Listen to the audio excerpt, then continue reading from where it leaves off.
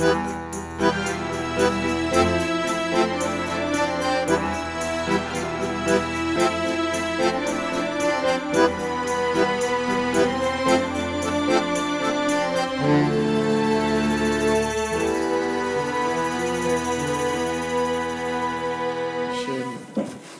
un cœur. Qu'Hachem nous permette de nous rapprocher de lui. On est dans une période super importante. Et c'est une période en fait qui peut changer toute l'année, qui peut changer toute la donne de l'année. On arrive avant Rosh Hashanah, où il va y avoir le jugement. Parce qu'il faut comprendre que l'essentiel de toute la période qu'on passe, c'est Rosh Hashanah. Après, il y a les jours de Tchouva, il y a Kippour, mais je veux dire, le moment crucial en réalité, c'est le jugement. Après, maintenant, on essaie de rattraper le jugement. Après le Rosh Hashanah, les jours de pénitence, à Saïm et Tchouva, c'est des jours où on veut se reprendre, on veut vraiment mettre les bouchées doubles pour arriver à Kippour, pour être pardonné, etc. Mais je veux dire concrètement, si là on met bien le paquet, déjà Rosh Hashanah, on va être bien. Arriver bien le jour du jugement. J'aimerais vous former, je vais vous donner les éléments de base d'un combattant sur Terre. On est tous des combattants, on a tous un combat à mener. Et si la Talishmaya, qu'Hachem il me mette les mots pour vous éclairer, pour m'éclairer moi-même, en m'écoutant, ça que toi. Donc j'ai été orgueilleux. Donc je te demande pardon d'avoir été orgueilleux et du coup de ne pas avoir pris suffisamment sur cette chose-là. Et du coup, ça fait que tu m'as pas donné l'aide suffisante et du coup, je me retrouve à mentir. Aide-moi à comprendre que sans toi, je n'arrive pas à dire la vérité. Et aide-moi à comprendre et à multiplier mes prières et à arriver au nombre de prières pour que tu m'aides à tout le temps dire la vérité. Et ainsi, je mentirai plus. Pardonne-moi de pas... Adam, il s'est mis à prier, le premier homme, et là, il s'est mis à pleuvoir. Et là, notre maître, il dévoile que quoi, qu'Akadosh Baruch Hu, qu'est-ce qu'il voulait? Il attendait ça d'Adam Arishon. Et que concrètement, grâce à sa prière, il a amené toute l'abondance qui était sur terre. C'est-à-dire qu'Hachem, maintenant, il n'a pas besoin de nous. Hachem, il n'a pas de besoin, Hachem, il n'a pas de... il a besoin de personne à Kadosh Baruch Hu. Aval, Hachem, il a montré clairement depuis la création, depuis qu'on est sur terre, il veut qu'on soit ses associés. Il veut qu'on ait une part dans la création, il veut qu'on ait une action à faire. il veut qu'on fasse quelque chose, on voit ça d'Adam Arishon. Adam Arishon, il s'est mis à prier, Bémet, grâce à Adam Arishon, par son intermédiaire, parce que ça n'est qu'un intermédiaire, mais par son intermédiaire au final. C'est toute la terre qui a reçu la pluie, qui est la semence de la terre. Et grâce à ça, ça a pu porter ses fruits. Donc on voit clairement que la volonté d'Hachem, c'est qu'on soit acteur.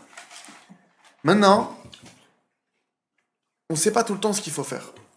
On n'a pas tout le temps une idée claire sur ce qu'il faut faire. Déjà, il y a deux types d'actions. Il y a comment est-ce que je dois agir quand je suis en montée et comment est-ce que je dois agir quand je suis en descente. Un vrai soldat, un vrai combattant, c'est celui qui sait se battre quand il a le vent dans le dos et quand il est contre le vent. Il y a des fois où, grâce à Dieu, tout va bien.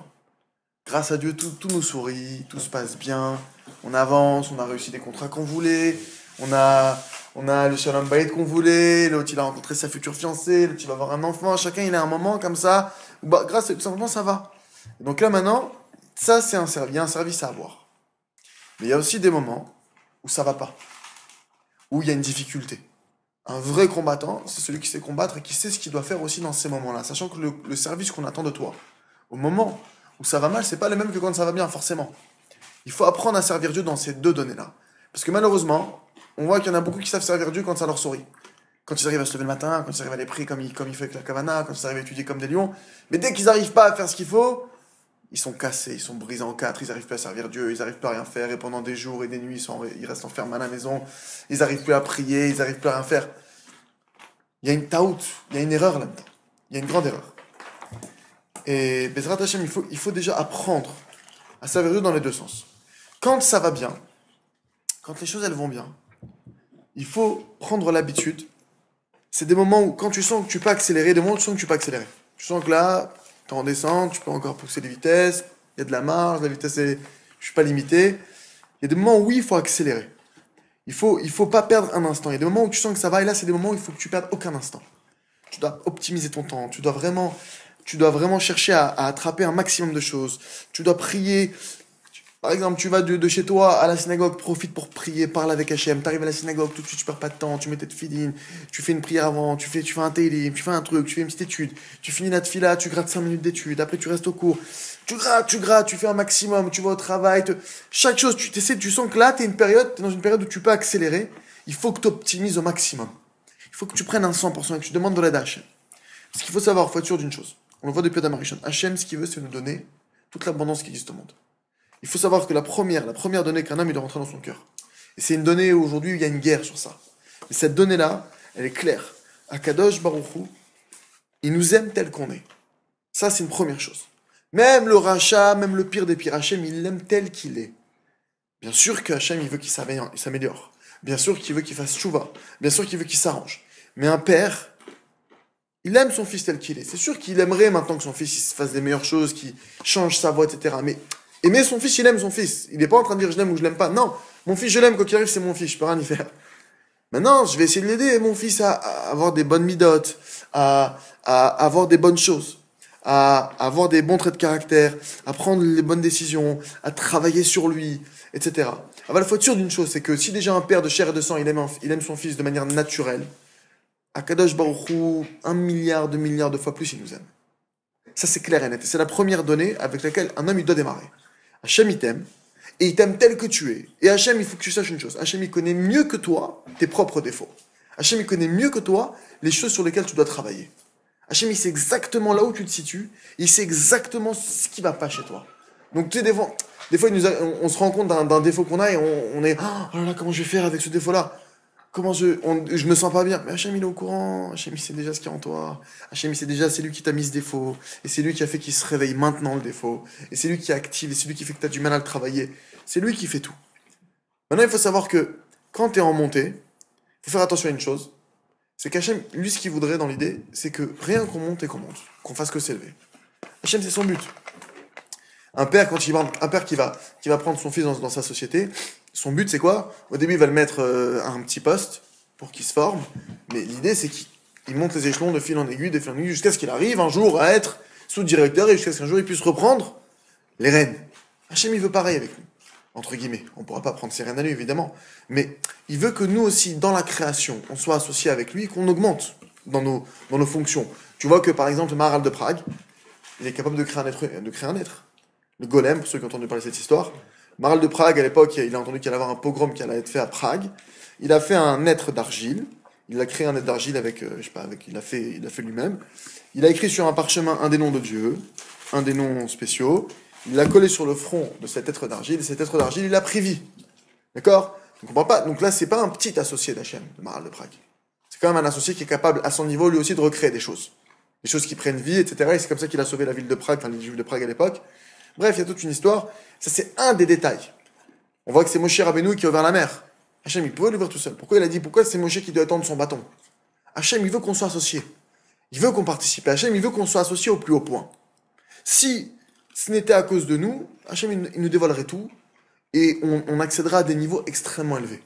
Maintenant, le problème, c'est quoi? C'est que la plupart des choses que Dieu va s'empêcher de nous donner, parce que Dieu il veut nous donner, donc il s'empêche de nous donner. Il faut savoir que c'est une avéra d'empêcher Dieu de donner. Comme c'est écrit que la vache, elle veut plus donner au veau que le veau, il veut la téter. La vache, elle a plus besoin. On voit qu'aujourd'hui, même au niveau, entre guillemets, scientifique, tu vois qu'une vache, si jamais elle est pas traite, ça peut être mauvais pour elle. Ça lui fait mal, ça la fait souffrir. La vache, elle a besoin d'être traite, elle a besoin de donner son lait.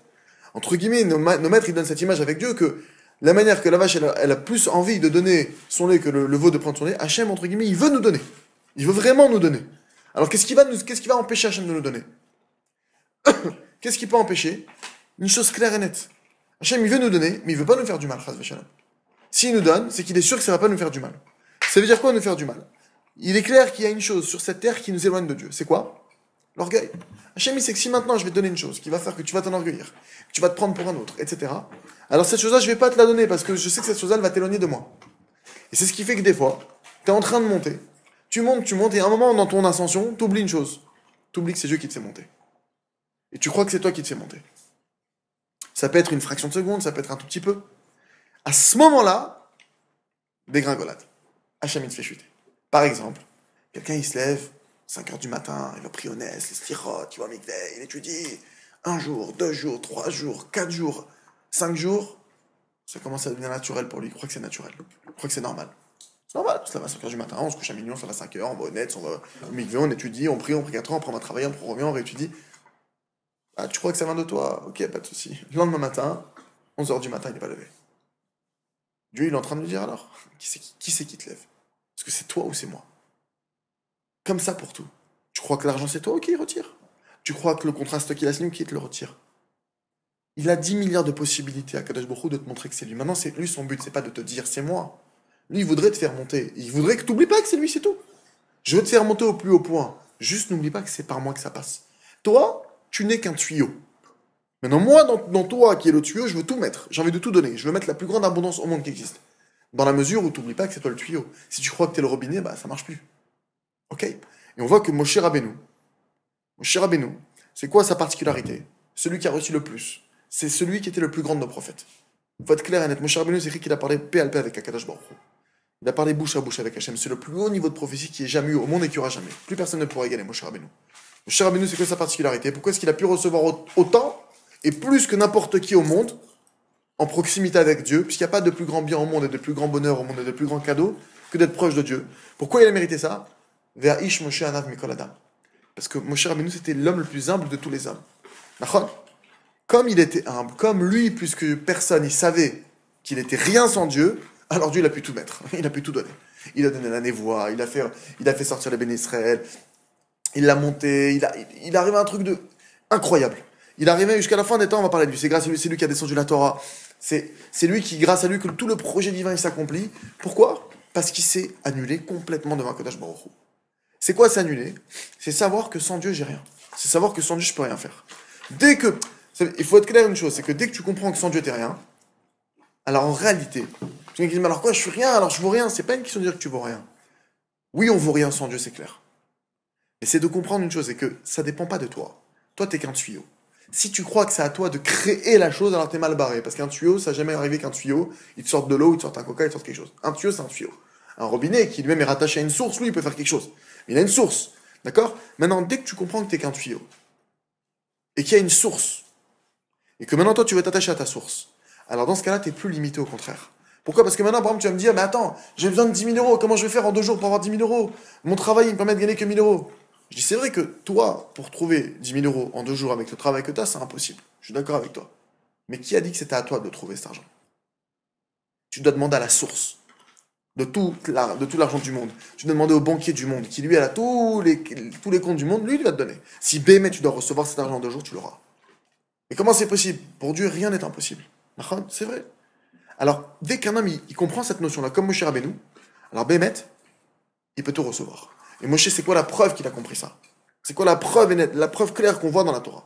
C'est que Moshe, quand il a besoin de quelque chose, qu'est-ce qu'il fait? Il a besoin maintenant de sauver les bénis Israël. Qu'est-ce qu'il a été faire? Est-ce qu'il a fait une chorégraphie? Il a fait un truc, il a invoqué des noms? Je sais pas, est-ce qu'il a fait un truc spécial? Il est parti 40 jours et 40 nuits, il a supplié Dieu. Parce que Moshe, il sait qu'il n'y a pas d'autre solution, il sait qu'il n'y a pas d'autre chemin. Il sait qu'il n'y a pas d'autre voie que de recevoir de sa source. Et Bémet, comme ça, qu'est-ce qu'il a reçu?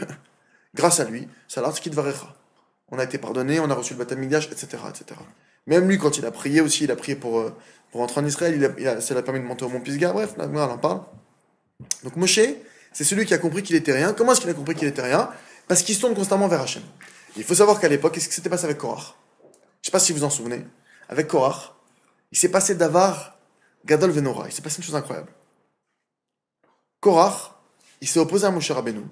Mais c'est quoi l'opposition qu'il y a eu? Korach, il a dit, et ceux qui sont levés avec Korach, qu'est-ce qu'ils ont dit? Non, Moshe, il n'est pas plus prophète que nous. La prophétie, c'est le lien que tu as avec Hachem. Moshe, concrètement, celui qui a le plus gros lien. Il a eu un lien de fou. Et la Torah, elle témoigne sur lui, que c'est lui qui était spécialement comme ça. Korach, il n'a pas accepté. Il a dit, non, je ne vois pas pourquoi lui, il serait plus prophète que moi.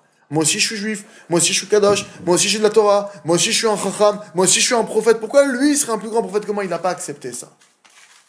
Et toute l'assemblée qui s'est liée à lui, pareil, ils n'ont pas accepté. Ils ont dit non. Et Béhémet, Korach, nos maîtres, ils donnent une explication, parce que vous savez, Korach, il a été englouti par la terre. Une des explications que nos maîtres, ils donnent, c'est quoi? C'est parce que Korach, il croyait qu'il était encore plus humble que Moshe. Et comme Moshe, c'est l'homme le plus humble de tous les habitants sur terre, alors lui, il croyait qu'il était... Donc lui, c'est-à-dire qu'il était en dessous de la terre, il croyait qu'il était encore plus humble que ça, donc c'est sous terre. Donc Mida Keneged Mida, mesure pour mesure, il a été mis sous terre. Aussi, autre chose, c'est que Korach, nos maîtres, ils disent qu'il était tellement orgueilleux, Korach, que ça a fait un trou dans la terre. C'est tellement, il était gonflé d'orgueil que ça a carrément creusé la terre. Ça a fait un truc de fou. Jusqu'à aujourd'hui, il est sous terre, nos maîtres, ils disent. Mais Bémet, le fond de ça, c'était de croire que quoi? Que notre maître Moshe, il était comme tout le monde, c'est faux. Moshe Rabbeinu est au-dessus de tout le monde. C'est le plus grand des prophètes. Maintenant, il faut comprendre une chose. C'est vrai que je ne peux pas être comme Moshe au niveau prophétie. Mais Moshe Rabbeinu, il y a une chose qu'il avait. Il savait qu'il était pas plus grand que qui que ce soit. Moshe, il se sentait petit. Il sentait qu'il y avait personne qui était. Il pensait pas qu'il était supérieur à qui que ce soit. Pour lui, à ses yeux, tout le monde était plus grand que lui. Mais ça, c'est le derech hanechona. De savoir que non, moi, je suis supérieur à personne.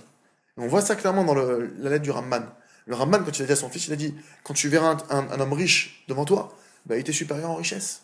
Quand tu verras un homme qui est pauvre devant toi, en Torah, alors que toi, tu as beaucoup de Torah, là, tu pourrais te dire, attends, je suis quand même plus riche que lui, moi, je connais la Torah, lui connaît rien, c'est un ignorant. Il dira, non, sache qu'il est moins coupable que toi, parce que toi, tu connais plus de Torah, donc tu es plus coupable quand tu fais une erreur.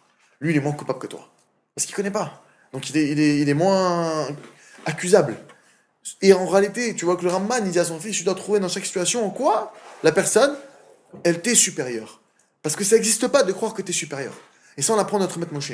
C'est lui notre exemple. C'est lui notre dogma. Maintenant, il faut comprendre une chose. On en a parlé un peu Shabbat pour ceux qui étaient là. La première chose qu'on doit chercher à être. Comment est-ce qu'on sait que la Torah de quelqu'un, elle est intégrée? C'est quoi la première étape qu'on attend de toi? Et parce qu'on arrive à Elul, on nous parle de travail, on nous dit c'est la tchouva, on nous parle de plein de choses. On a l'impression qu'il y a... Première chose, déjà, il faut commencer par des choses simples. Hachem, il m'aime. D'accord? Il m'aime comme je suis. Maintenant, ça ne veut pas dire que maintenant qu'il m'aime comme je suis, alors je peux me prendre pour qui que je suis. Non, je suis rien ni personne. Il m'aime parce qu'il m'aime, parce que c'est mon père, c'est mon créateur. Il m'aime de manière intrinsèque. Maintenant, il attend que je m'améliore. Il veut que je m'améliore. Il veut que je travaille sur moi. D'accord? Comment le premier travail que je dois faire sur moi, c'est de savoir que je suis supérieur à personne. Je suis au-dessus de personne. Et je dois être un exemple. La première chose qu'on te demande, c'est d'être un exemple. Que ce soit à tous les niveaux. Quelqu'un maintenant, le Rav Arush dit quelqu'un qui met une kippa sur la tête et qui n'est pas souriant, c'est un chilou Hashem. Pourquoi? Parce qu'on dit, ah, voilà, c'est ça la Torah, c'est ça la religion. Donc on voit le type, il a la kippa, donc ça c'est religieux, et on voit que le type, il est déprimé. Donc religieux égale déprimé, moi j'ai pas envie d'être déprimé. En boîte, il rigole, alors peut-être il rigole pour rien, mais au moins il rigole. Lui au moins il a la kippa, mais il rigole pas, alors ça m'intéresse pas. Quelqu'un de l'extérieur, ça peut le repousser rien que pour ça. Chilou Hashem. On doit travailler rien que sur ça. La première chose, c'est être un exemple. Moi, je vais être un exemple, être souriant. Et c'est une avoda. Il faut savoir que c'est une avoda, c'est un travail. C'est un travail. Comment? Alors maintenant, je vais essayer de séquencer le travail. On sait que vous avez déjà entendu parler de la tchouva, les étapes qu'il y a dans la tchouva. Il y a plusieurs étapes dans la tchouva. La première étape, le maître, le Rambam, il le ramène, le vidouille de Varim. Tu dois reconnaître les fautes que tu fais. Quelqu'un maintenant qui a menti. C'est quoi la première étape de cette tchouva? Il doit dire, je reconnais, j'ai menti. J'ai fait cette chose-là. Parce que le plus gros problème qu'on peut savoir à quelqu'un, c'est qu'il ne reconnaisse même pas. Ah non, c'était pas un mensonge. Ah non, c'est pas assourd de manger. Ça, c'est le pire. Et d'ailleurs, dans notre génération, aujourd'hui, c'est le plus dur, mes amis. La plupart de nos défauts, on se les voile. Et quand on dit qu'à Elul, il y a une aide du ciel particulière pour faire tchouva, c'est quoi? C'est quoi cette aide du ciel? C'est que Dieu il nous aide à faire tomber ce voile. Et que, spécialement dans le mois d'Elul, Dieu il nous aide à voir qui on est réellement. Pour ceux qui se travaillent. Il y en a qui commencent à se travailler au mois d'Elul, et qu'ils voient tout de suite qu'ils sont catastrophiques. Alors ils baissent les bras. Non, c'est dommage. Dieu, il est en train de te montrer qui tu es réellement pour que tu commences à travailler. Ça fait 3 ans que tu crois que tu es super humble. Dieu est en train de te montrer, non, tu es super orgueilleux, super coléreux. Il te le montre, pas pour te briser, pour que tu commences à travailler. Mais je comprends pas. Depuis que je suis dans ma déboule, je fais la chouva, j'essaie de m'enforcer, j'ai l'impression qu'on est en train de me déchirer. On m'empêche d'être d'habitude toute l'année. Je suis calme. Le mois déboule est rentré, je suis super nerveux. Pourquoi? Parce qu'on est en train de t'aider. Dieu est en train de te montrer, mon fils, toute l'année, tu te voiles la face. Viens, on arrête de se voiler la face, viens, on arrête de jouer. Ce mois-ci, je vais te montrer qui tu es. D'un coup, tu vois que la colère, elle sort. Tu te montres, ouais, t'es coléreux. Si t'as compris que la colère, regarde, moi je suis rien sur terre, je suis qu'une créature. Si maintenant tu t'attristes de ta colère, c'est que t'as rien compris. Dieu, il t'a donné un dossier qui s'appelle la colère. Imaginez un type, il est au travail. À chaque fois que le patron lui donne un dossier, mais il commence à pleurer. Le patron dit, c'est pas possible, monsieur, je vous ai embauché pour travailler. Chaque dossier, vous allez commencer à me faire une déprime. Hachem, il t'a donné un dossier qui s'appelle la colère. Un dossier qui s'appelle l'orgueil, un dossier qui s'appelle la joie, un dossier qui s'appelle l'étude de la Torah. Chaque dossier, Dieu veut que tu les travailles. Soit tu dois les renforcer, soit tu dois les exploiter, soit tu dois les enlever, les retirer. Mais c'est des dossiers à travailler comme un travail, un fonctionnaire. Tu es fonctionnaire d'Hachem. D'accord? Mais si à chaque fois que tu vois un dossier de travail, tu commences à t'abattre, dire, ah non, moi si je suis coléreux comme ça, non, je peux pas. Ah non, se lever le matin, c'est trop dur. Ah non. Bon, alors si tu baisses les bras sur chaque dossier, alors à quoi ça sert? T'es venu sur Terre pour travailler. Il faut comprendre que Kadosh Baruch Hu, il a créé l'homme, et la Gemara, elle enseigne qu'Adam, la mal yulad. Adam, il a été créé pour quoi? Pour fournir un effort. Il a été créé pour fournir un effort. T'es pas là pour... Bien que on a le droit d'avoir des kiffs, bien que... Le plus grand kiff, en réalité, vous comprenez que servir Dieu, c'est le plus grand kiff au monde. La Torah, c'est le plus grand kiff au monde. La Tfila, c'est le plus grand kiff au monde. Alors vous allez me dire des fois, ouais, mais pourquoi quand je commence à prier, j'ai qu'une envie, c'est de finir. Des fois, j'étudie la Torah, mais j'en peux plus. Au bout d'une demi-heure de cours, truc, j'ai une surfroide, j'ai besoin de fumer une cigarette, j'ai besoin de partir, j'ai besoin de... Pourquoi? Comment ça se fait? Puisque la Torah, elle dit que c'est ce qu'il y a de plus haut. Tout le monde dit ça, et moi, rien que je rentre dedans. C'est vrai que c'est un kiff, mais bon, à petite dose, quoi. Je peux pas non plus... Là, on va parler d'un autre bassiste. Je vous donne pas mal d'éléments, on va essayer de leur donner ça. On a déjà parlé de cette base-là. C'est qu'évidemment, être un exemple, quand on parle d'être un exemple, il y a un dossier qu'on n'entend pas assez souvent parler, il y a le dossier de la Kedusha, la sainteté. La Torah n'est pas une science. La Torah, elle est reliée à la sainteté. Plus tu deviens saint, plus tu te rapproches de la Kedusha, plus la Torah elle rentre en toi. Qu'est-ce qu'on appelle la Kedusha, la sainteté? C'est quoi un homme saint? C'est simple. Tout ce qui a attrait aux pulsions charnelles. Tout ce qui touche aux passions charnelles. Plus tu te rapproches des passions charnelles, plus tu es impur. Plus tu t'éloignes des passions charnelles, plus tu es pur. Sachant qu'il y a des règles. Nous, on n'est pas, comme certaines religions, on ne doit pas se séparer des femmes. Non. On doit se marier. Il y a des règles avec nos femmes, etc. etc. Un homme qui est marié doit aller avec sa femme Bekdusha, il y a des règles. Mais de manière générale, déjà, sans rentrer dans trop de détails, qui ne concernent pas tout le monde, la Kedusha, c'est dans les yeux. Le maître sait que la Kedusha, c'est les yeux. Parce que maintenant, tu peux par exemple, imaginer quelqu'un, il étudie, il va écouter ce que je vais dire, d'accord? On va dans un instant définir tout le processus de la tchouva. Mais il ne travaille pas sur la Kedusha, s'il ne travaille pas sur la sainteté. Il faut savoir qu'il n'aura pas les fruits. Quelqu'un qui n'est pas saint, tel que la Torah le définit, à savoir qui protège ses yeux de regard interdit, qui protège ses pensées, qui travaille sur ça, qui vraiment il travaille sur ça, alors il n'a pas le goût de la Torah, il n'a pas le goût de la prière. Et maintenant, le problème, c'est quoi? C'est que Moshe Rabbeinu, s'il n'avait pas prié 40 jours et 40 nuits, il n'aurait jamais sauvé le Ben Israël. Mais est-ce que vous imaginez un instant si Moshe n'avait pas eu le goût de la prière? Je crois vraiment qu'il peut faire 40 jours et 40 nuits. Imagine qu'il commence à faire 10 minutes de prière, il est une angoisse. 40 jours et 40 nuits, c'est pas possible. C'est-à-dire que Moshe, il faut comprendre, il a prié, il a fait un effort, mais il a kiffé. Il a kiffé. Il était avec Hachem, il était en train de kiffer. Et il a fait un kiff de 40 jours et 40 nuits parce que Moshe, c'était un grand kiffeur. Et pareil, quand il étudie la Torah, Moshe Rabbeinu, c'était les tzadikim. Je dis, mais ils étudient la Torah 15 heures par jour, comment ils font? Mais c'est des gros kiffeurs, les tzadikim. Parce qu'ils font un vrai kiff. Toi, ton kiff, il est dans une glace. Lui, c'est pire, c'est une glace, c'est ce que tu veux. C'est un cookie, c'est une agendas macadamia. C'est ce que tu veux, ce qu'il est en train. Quand il étudie la Torah, vraiment, il a ce goût dans la bouche. Il a ce kiff. Quand tu vois, des fois, tu vois des gens qui prient une demi-heure, 40 minutes, ils font la vie. Mais comment ils font? Alors, à part ceux qui sont un peu. Qui se forcent, etc., bon, il y a une avoda à faire. Mais il y a des gens qui sont un vrai kiff. Parce qu'il est en train de kiffer, il s'est pas aperçu. Il y a une fois une histoire comme ça avec un type, je sais plus, c'est un rave. Bon, j'allais, une histoire qu'on m'avait ramené. Il était à l'aéroport. Donc il attendait son avion. Il a fait mincha, je crois, ou je sais plus quelle prière. Il a fait la prière. Il a commencé à faire la mida. Maintenant, il y a un temps. C'est-à-dire, ils sont dans un temps. Ils vont bientôt embarquer. Et ils sont entre temps, quoi. Il fait sa prière. Et vas-y, qu'il reste un quart d'heure, une demi-heure, 3/4 d'heure, 1 heure, 1 heure et demie. Il est sur le point de louper l'avion. Bref. Et tout le monde l'appelle. Et pendant sa mida, les gens l'appellent, il s'arrête pas. Il continue. Et au bout d'1 heure et demie, tac, il s'arrête. Finalement, à 2 doigts, une Hachem, il arrive avant l'avion.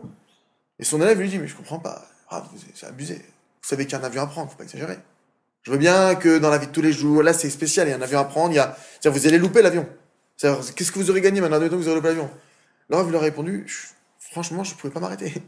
J'étais trop en train de kiffer. Je pouvais pas m'arrêter. C'est pas grave, je loupe l'avion, c'est tout ce que je dis. On doit arriver à ça maintenant. Comment est-ce qu'on arrive à ça? C'est Vadaï, c'est par la Kedusha. La Kedusha, c'est quoi? C'est par les yeux. C'est Vadaï par les yeux. C'est-à-dire qu'il y a un travail à faire. C'est-à-dire que dans tout ce qu'on va dire maintenant, il faut que vous mettiez dans votre tête une chose. Il y a un travail parallèle à faire, quoi qu'il se passe. On a tous des dossiers à traiter. La colère, l'orgueil, la jalousie, ce que vous voulez. Chacun, on a nos dossiers. Baruch Hashem, on est tous bien équipés. Grâce à Dieu, on est là pour travailler. Mais il faut savoir que chacun d'entre nous, il y a un dossier qu'on doit mettre sur le côté. Quoi qu'il se passe, on doit le travailler tous les jours. Parce que c'est un dossier aujourd'hui de notre génération. Spécialement aujourd'hui, ça a toujours été le cas. Mais encore plus aujourd'hui. Le dossier des passions charnelles, il faut le travailler tous les jours. Comment est-ce qu'on travaille un dossier? Maintenant, on va le dire tout de suite. On va voir tout de suite comment est-ce qu'on travaille. Donc, on a dit il y a plusieurs étapes. La première chose dans la tchouva, on a dit c'est quoi? Vidouille. Avouer ses fautes. Ok. Une fois que maintenant la personne a avoué ses fautes, deuxième étape, il dit le Rambam, Charata. Charata slicha. Regretter. Demander pardon. Deuxième étape. Je dois regretter ta faute. Troisième étape, Il faut plus recommencer. Il faut prendre une résolution. et c'est la plus importante, Il faut plus recommencer la faute. s'engager à ne plus recommencer.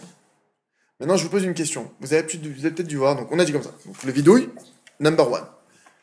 Reconnaître sa faute. Deuxième chose, regretter sa faute. J'ai dit un mensonge. Je regrette d'avoir transgressé ta parole. Je regrette d'avoir fait cette chose-là. Je te demande pardon, mon Dieu. Troisième chose, troisième étape, s'engager à plus recommencer. Maintenant, elle est très bizarre cette étape parce qu'il faut bien la comprendre. C'est dommage que j'ai pas un sidor de... Peut-être à Rosh Hashanah, là, j'en vais le voir. Je crois que c'est à Rosh Hashanah, ou à Kippour. En tout cas, je sais que dans un des deux sidorim de Rosh Hashanah de Kippour, on écrit là-bas, on écrit clairement dans l'Amida, si je pouvais, mon Dieu, je m'engagerais à plus recommencer. C'est écrit clairement, c'est les mots que tu prononces. Je m'engagerai pour recommencer, mais comme Mouye Tserara, il peut m'attraper, il peut me déchirer, je peux pas m'engager sur lui, alors je m'engage pas. C'est dans le noussard de la prière. Alors je comprends pas. C'est le Chachamim qui a instauré ça. Donc tu me demandes d'un côté de m'engager à plus recommencer. Mais d'un autre côté, clairement c'est explicite que je peux pas m'engager à dire je me mettrai plus en colère, comme un neder. Parce que tu vas te faire déchirer, tu vas te remettre en colère. Et etc. Si c'est toi face à etc., la Gemara elle est claire. La Gemara dans Kiddushin, il me semble, que Lula Hashem Ozro Niachollo. Sans l'aide d'Hachem, tu peux pas réussir à battre etc. D'accord? Alors maintenant, concrètement, comment ça fonctionne cette étape? Parce que d'un côté, j'ai le Rambam, je dirais qu'il y a une contradiction. D'un côté, le sidour de n'importe quel homme simple, c'est clairement, c'est écrit, bah écoute, je peux pas m'engager, mon Dieu, à te dire que j'arrêterai de faire cette bêtise, puisque mon etc. il est plus fort que moi. Maintenant, je te demande pardon de l'avoir fait, mais dire que je le ferai plus jamais, je veux plus la faire. Mais de dire que je m'engage au point que je la ferai plus, je peux pas, parce que mon etc. je maîtrise pas ce truc-là. C'est que toi-même, t'as écrit dans la Gemara qu'il est plus fort que moi. Alors comment est-ce qu'on règle l'histoire avec le Rambam? Parce que le Rambam, il le précise. L'étape la plus importante de toute la tchouva, c'est quoi? C'est Kabbalah La'atid. C'est de s'engager sur le futur. C'est ça. Sinon, t'as rien fait. Bah, imagine le type, il dit ah, je regrette d'avoir menti, c'est pas bien, il s'engage pas, le lendemain, il rement. Ah, pardon mon Dieu, j'ai menti, je regrette. Et le lendemain, recommence. Bah, on finit pas. Il n'y a pas de fin. C'est pas ça que Dieu nous demande. Non. Alors, c'est quoi l'engagement? Pour que Dieu, il scelle ta tchouva. Comment est-ce que tu peux t'engager? L'homme, il peut s'engager à une seule chose. Raphaël. Il y a une seule chose sur laquelle il peut s'engager Raphaël Bis. Prier pour recevoir l'aide. Voilà, c'est la seule chose. C'est la seule chose que je peux demander. Voilà, mon Dieu, écoute. Je peux pas m'engager à pas me mettre en colère. Je m'engagerai pas à ça. Parce que je sais que mon Yitzhara... Moi, j'ai testé ce truc-là, en plus. J'ai fait le test une fois à l'époque où je savais pas. Hein. J'étais novice dans le niveau colère. Enfin, niveau travail de la colère. Niveau travail des traits de caractère. J'ai dit, mon Dieu, c'est fini. C'est fini. J'étais moi et Hachem, j'ai parlé, c'est fini, je me mettrai plus dans cet état, ça y est, je veux plus, j'ai eu un élan comme ça, je dis, je veux m'approcher de toi, la colère, c'est de l'orgueil, je veux plus, c'est fini. Je dis ça à Hachem, même pas une minute après, je me suis mis en colère. Mais même pas une minute, quoi, c'est abusé. C'est même plus une épreuve, c'est même plus un truc, c'est dans la minute. Je me suis posé la question, pourquoi?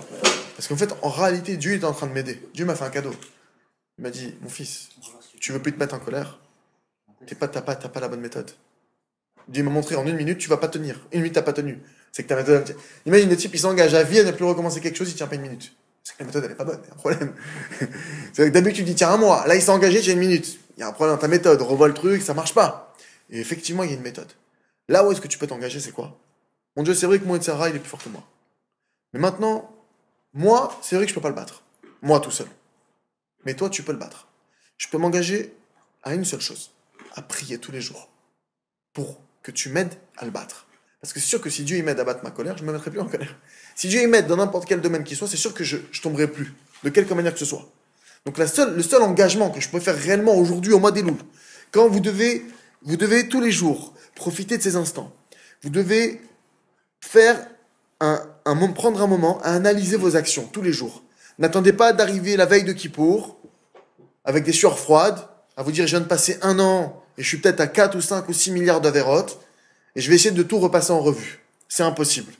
C'est impossible. Prenez cette habitude. Peut-être que vous ne l'avez peut-être pas fait jusqu'à aujourd'hui. Mais prenez cette habitude de prendre un moment, et de commencer à analyser vos journées d'une journée à l'autre. Parce que déjà, d'un jour à l'autre, t'as du mal à te rappeler de tout ce que t'as fait d'une journée à l'autre. T'as du mal à ce que j'ai dit, ce que j'ai pensé, ce que j'ai fait, où j'ai été. Des fois, tu sais même plus. Tu dis, mais attends, c'était quand? C'était hier ou avant-hier, ce truc-là? Je me souviens plus. Rappelez-vous ce que vous avez mangé il y a 2 jours. Impossible, quasi impossible. Pourtant, on mange pas. De se rappeler, ça va vous demander un effort. C'est peut-être au bout de 5 minutes. Ah oui, je me souviens. Mais quelqu'un maintenant, il arrive à Kippour. Il doit se rappeler de une année et faire tchouva dessus. C'est la rigolade. C'est une blague. C'est comme si le type, il fait un bilan annuel en 1 heure avant Kippour. Il y a les experts qui sont là. Alors c'est bon, monsieur, vous êtes prêts? Attendez, dans 1 heure, je vous fais le bilan annuel, 4000 employés. Sauf que là, c'est pas 4000 qu'on a, c'est des milliards. On est peut-être en milliards. D'un regard, d'une pensée. Chaque pensée interdite, c'est une avéra. Alors, imagine le nombre de pensées par jour qu'on peut avoir. Chaque regard interdit, c'est une avéra. Peut-être il y en a certains sans faire exprès, ou en faisant exprès, l'homme chané, ils ont fait fauter d'autres. Tu peux passer à des milliards, des trilliards. Un type organisateur de soirée. C'est-à-dire qu'en une soirée, il a fait une soirée, genre boîte de nuit, il y a eu 75 000 regards par heure. Sur 6 heures, tout ça c'est sur son compte. Donc lui, il charge. Tu vois, chaque jour, c'est 1 ou 2 millions par jour. 2-3 millions par jour. Il charge, il remplit. Bon, alors maintenant, comment on fait? Comment est-ce qu'on fait? Le seul engagement qu'on peut faire, c'est s'engager à dire à Hachem, voilà, je vais prier sur cette chose-là. Ça veut dire quoi prier? Nos maîtres ils enseignent, c'est quoi la avoda, le travail? C'est tefila. C'est quoi avoda shebalev, le travail du cœur qu'on nous demande? C'est la tefila, dit la Gemara Tanit. C'est que maintenant, c'est quoi un homme qui travaille? C'est quoi un homme qui prend le marteau-piqueur, commence à travailler son terrain? Vous devez voir dans Paris, vous êtes peut-être posé la question, pourquoi dans Paris? Moi, je me suis posé la question parce que j'ai eu des galères à cause de ça. Il y a des travaux de partout, quoi. Ça devient abusé. Non, moi, je me suis peut-être demandé, au bout d'un moment, je dis, chaque trajet que je prenais, il y avait un nouveau truc qui se passait. Même derrière ma rue, même là, en ce moment, autour de chez moi, de partout, vraiment. Là, ici, ils ont fermé la rue. Dans ma rue, derrière, ils ont fait encore d'autres travaux. Je dis, faut exprès. On veut me cerner, on veut quoi? J'ai besoin d'être dans les travaux tout le temps. Je vais au travail, sur le chemin, c'est obligatoire qu'il y a un truc. Je me suis dit, c'est pas possible. Et en réalité, on est tous touchés plus ou moins par ça, parce que dans Paris, avec l'histoire du tramway, ils ont fait des travaux de partout. Et lui, c'est bizarre, c'est quoi le message d'Hachem? On prend tous la galère de rester 4 heures bloqués, on prend tous le temps de... Pourquoi? Qu'est-ce qu'on a... C'est quoi ce tikkun? C'est un truc récent, ça. C'est pas dans tous les pays du monde qu'il y a autant de travaux, c'est pas dans tous les... Et Bémet, je me suis posé la question, je me suis dit, on voit que Hachem, ce qui est bizarre, c'est que tous les travaux que j'ai vus, j'ai aussi regardé la plupart des travaux que j'ai vus, les gros travaux, on remarque bien que c'est des travaux sur le sol. Comme si Hachem, il est en train de nous dire, il est temps de travailler les fondations. Jusqu'à aujourd'hui, on l'a peut-être pas encore fait, mais maintenant, va falloir travailler les fondations, travailler nos sols. Avant de penser à nos appartements 5 étoiles, 500 mètres carrés, le marbre, venez déjà, on fait des beaux sols, avec une belle canalisation, quelque chose de normal. Mais tu vois, de partout, je vais les trouver comme ça. Comment est-ce qu'on travaille? C'est quoi le début du travail de la canalisation? C'est quoi le début du sol? C'est que, quel que soit le défaut que tu veux retirer, tu dois commencer par prier dessus. Ça n'existe pas de retirer un défaut en voulant le retirer. C'est sûr que la volonté est d'avoir romaine mitnaratson. Mais c'est quoi l'expression de la volonté? C'est la prière. Je veux enlever ma colère. Preuve en est, je passe un moment tous les jours à prier dessus. 5 minutes dessus tous les jours. Voilà mon Dieu, aujourd'hui je suis capable de le faire 5 minutes par jour. Je m'isole, je vais dans un endroit, et je vais te demander de l'aide. Et je vais aussi étudier la colère. Étudier le sujet en rapport avec ce que j'ai besoin. Mais ça, comme on a dit déjà, sous le coude, quoi qu'il se passe. Zrat Hashem, si déjà on commence chacun d'entre nous à faire ce travail, vous verrez que vos vies elles vont commencer à changer. Déjà, première chose, le premier travail sur lequel il faut bosser, la Kedusha. Première chose, c'est la Kedusha. Demandez à Hachem, mon Dieu. Première des choses que je demande à Hachem, mon Dieu, aide-moi que quand je sors dehors, aide-moi à fermer mes yeux, aide-moi à rien voir. Quand je suis au volant, aide-moi à regarder. Quand tu conduis maintenant sur une ligne droite, tu peux regarder en haut. En haut, tu as un champ de vision. Dès que tu arrives à un carrefour, le ravin où j'étais en voiture avec lui, comme ça il fait. Quand il conduit, il regarde en haut, donc tu vois pas ce qu'il y a devant toi. Regarde le ciel. Mais tu vois, t'as quand même dans ta vision, dans ton sous-angle, tu vois tout ce qui se passe, ok? Et dès que tu arrives à un carrefour où là ça peut être dangereux, effectivement, là tu t'arrêtes, mais en général, c'est pas au carrefour c'est pas là qu'il y a des problèmes, en général. Donc, en tout cas, ça limite. Mais demandez à Hachem, mon Dieu, et de surtout demander de l'aide. Aide-moi à préserver mes yeux, aide-moi à rien voir dehors, aide-moi à regarder ni les affiches, ni les femmes, ni personne. Parce qu'encore une fois, il y en a qui disent, oui, mais c'est trop, c'est exagéré. Allô, même une mamie de 95 ans, j'ai pas le droit de la regarder. Faut être clair. C'est pas une question de maintenant de perversité. La Torah m'interdit de regarder une femme. C'est clair.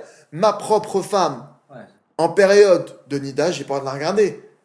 Ses cheveux, ses propres cheveux. J'ai pas le droit de faire une bracha devant. Ses cheveux, c'est pas de la perversité. On n'est pas en train de parler de perversité. On parle de choses élémentaires. Maintenant, c'est la Torah.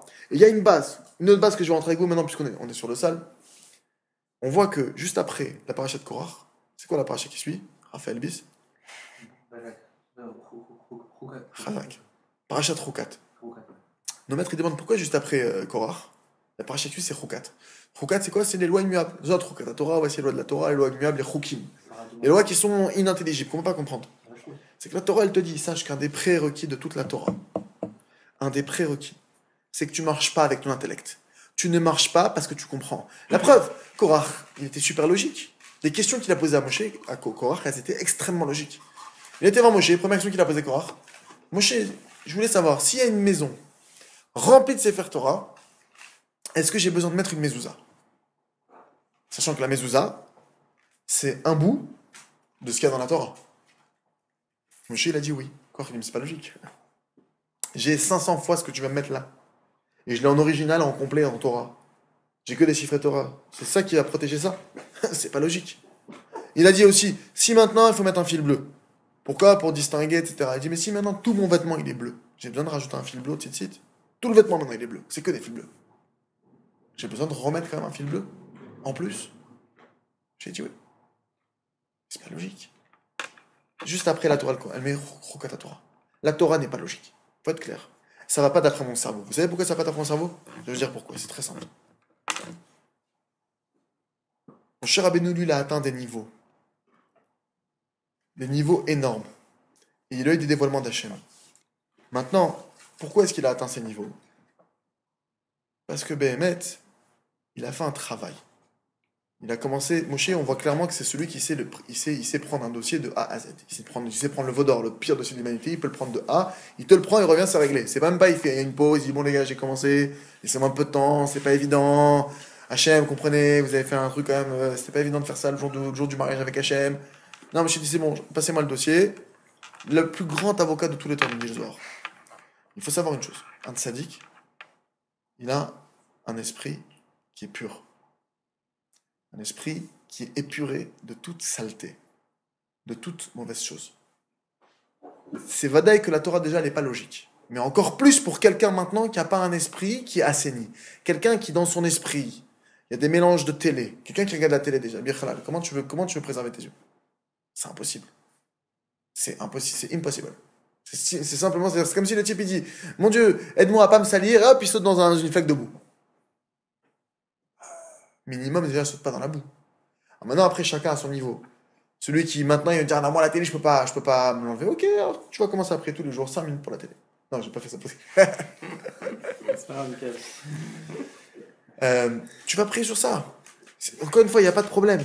Le Yetzirah que tu as, quel qu'il soit, c'est pas à toi de le retirer, etc. Quel que soit ton Yetzirah, quelle que soit la chose qui te fait mal, qui est dure, quelle que soit cette chose-là, il faut que tu saches, c'est pas à toi de mener le combat. C'est pas toi qui va monter sur le ring. Les gens, ils font une erreur. Le type, il dit, mais attends, j'ai vu ma colère, mais c'est insurmontable. Au moment où je me mets en colère, le monde, il peut s'écrouler, ça m'arrête plus. Je dis, t'as raison. T'es un fou. Mais cette folie, c'est pas à toi de la régler. Toi, tu dois demander au patron de la folie, qui s'appelle Dieu. C'est Dieu qui a créé la folie. C'est Dieu qui a créé la colère. C'est Dieu qui a créé l'orgueil. C'est Dieu qui a créé... Tu dois lui demander à lui. Mon Dieu, tu m'as mis un dossier de folie. Retire-le-moi, s'il te plaît. Ça y est. Je veux plus l'avoir. Ouais, il y a des dossiers que Dieu veut juste que tu lui demandes qu'il l'enlève. Que ton travail à toi, c'est de dire, mon Dieu, retire-moi ça. Premier dossier que tu dois travailler, le premier, que tout dépend de ça.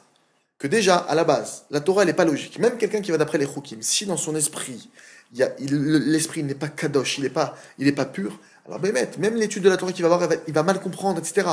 Maintenant, il faut faire un travail. Celui qui ne travaille pas sur la Kedusha, avec son esprit lui-même, il n'y a pas un travail d'épuration, tu dois commencer à chercher à épurer. Maintenant, chacun selon où vous êtes, aussi une autre règle, on ne cherche pas à faire les fous.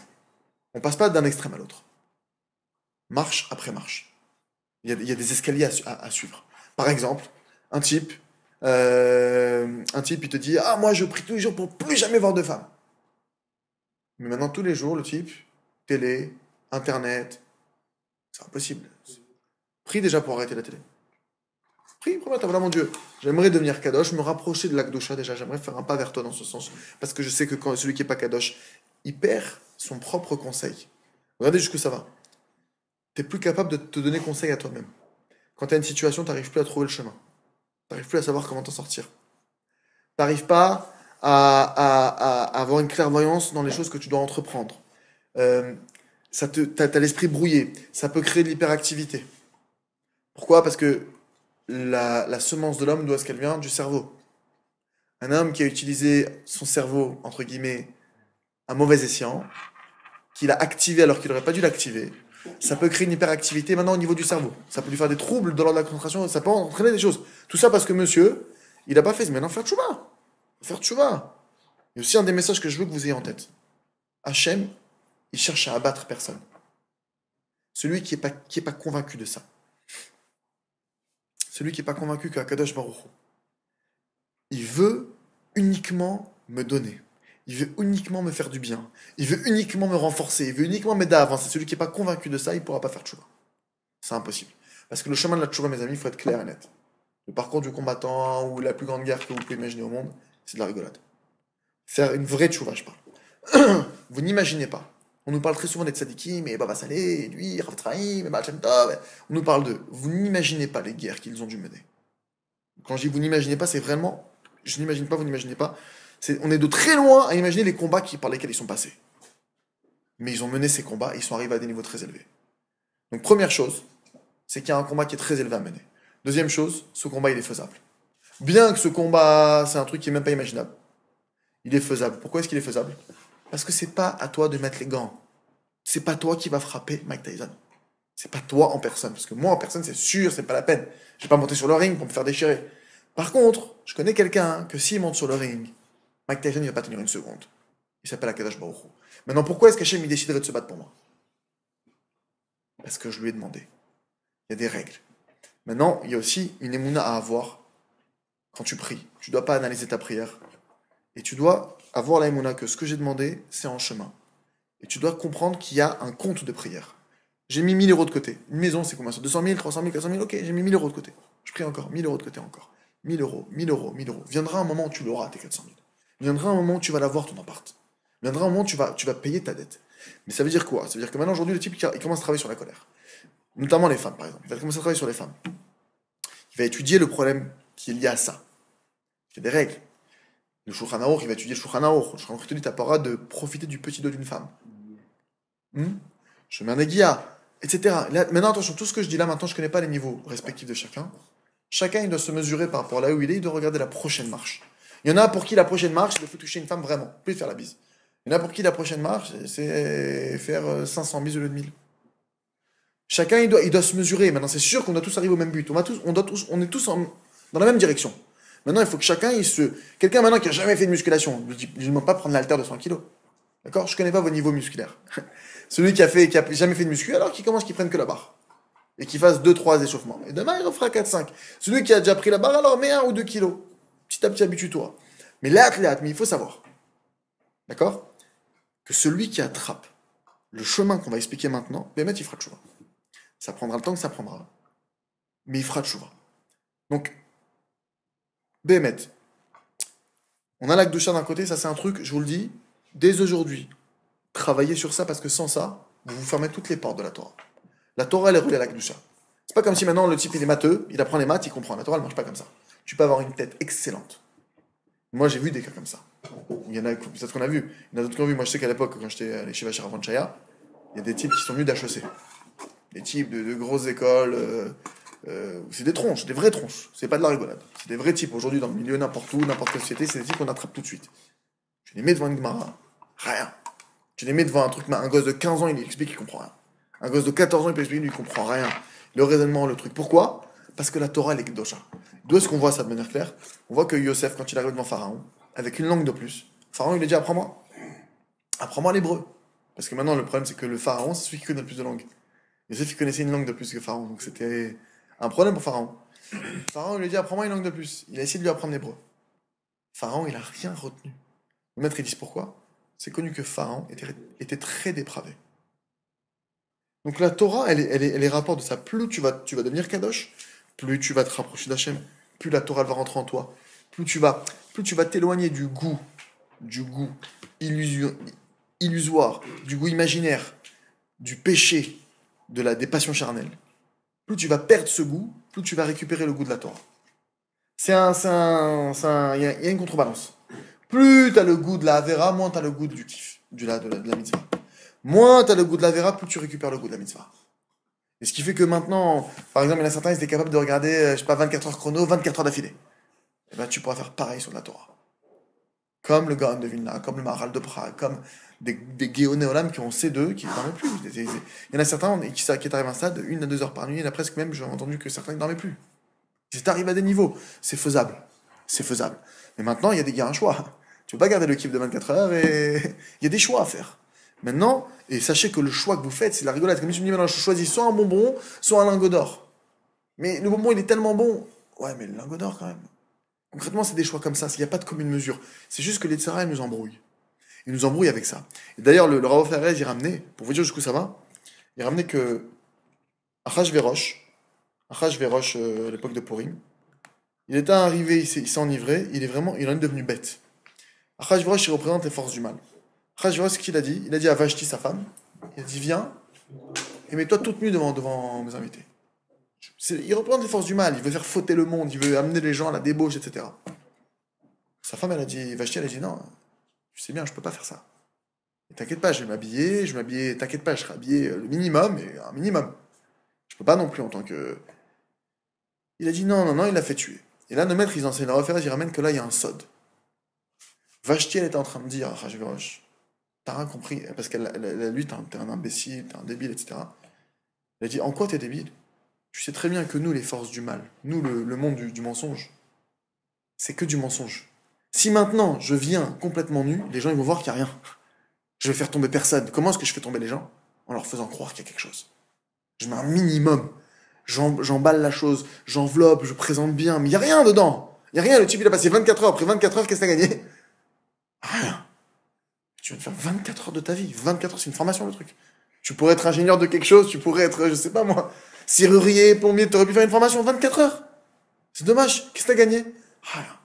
Par contre tu t'es fait attraper? Bah il y avait une musique, une ambiance, il y avait des gens qui couraient, attendaient, bougeaient pas, truc, je suis rentré dedans. Mais si maintenant, dès le début, je t'avais montré qu'à la fin des 24 heures, tu vas rien savoir de plus qu'un type, il a raté l'un, il a raté l'autre. Rien. Tu les connais pas, ces gens-là, ils n'existent même pas de toute façon. T'aurais jamais fait. Il faut savoir que le mensonge, en réalité, pour celui qui arrive à le capter, c'est très facile de le faire tomber. Quand le voile, il tombe, une fois que le voile il est tombé, c'est fini. C'est comme si maintenant tu t'aperçois que tu as le choix entre, par exemple, une bracha de bassalé ou un verre de coca. Et que tu es en grosse galère. Je m'en fous du coca. C'est vrai que c'est bon le coca, mais je peux avoir une bracha. Mais c'est vrai que tu fais une embrouille. Il te dit non, mais le coca, quand tu vas le boire, il va te mettre mieux. Et grâce à ça, tu auras besoin d'un bracha. Mais si dès le début, tu comprends qu'un coca, c'est qu'une boisson, tout le monde a bu du coca, tout le monde sait ce que c'est. Mais tu dis, mais il y a pas bassalé, mais laisse tomber. Il y a là, si tu veux, il y a d'ailleurs, dimanche, si tu veux, il y a le Rav Shtiman qui va venir. Le maître, c'est important de se réunir. Déjà, c'est un moment où beaucoup de gens vont se réunir. Et c'est un des Gdolé Israël qui vient. Il faut être Mekabel Pnei Rabo. Il va venir au Dog Pullman, il faut diffuser cette information. Il vient, c'est un des grands d'Israël qui se déplace à Paris, c'est une chance. Il a un certain âge qu'on a encore, et qui se déplace, donc il faut y aller. En tout cas, comprenez une chose. Nos maîtres, ils enseignent que les Tzara, à quoi ils ressemblent? Ils ressemblent à quelqu'un qui tient quelque chose dans sa main, d'accord? Et il se met à courir, tu vois, il te regarde comme ça, il attrape un truc, et il se met à courir. Toi, tu crois qu'il a un truc en main, tu te mets à courir après lui. Sauf qu'au moment où tu le rattrapes, il ouvre sa main, mais il n'y avait rien. Sauf que tu peux avoir passé une vie comme ça.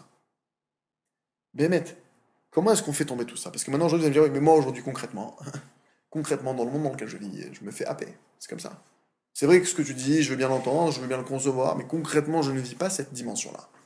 D'accord? Parce qu'il faut comprendre que entre guillemets, avoir des pulsions charnelles, concrètement, c'est comme si, faut comprendre, c'est comme si un type maintenant, il voit une table, il est pas bien. Oh, une table, te rends compte?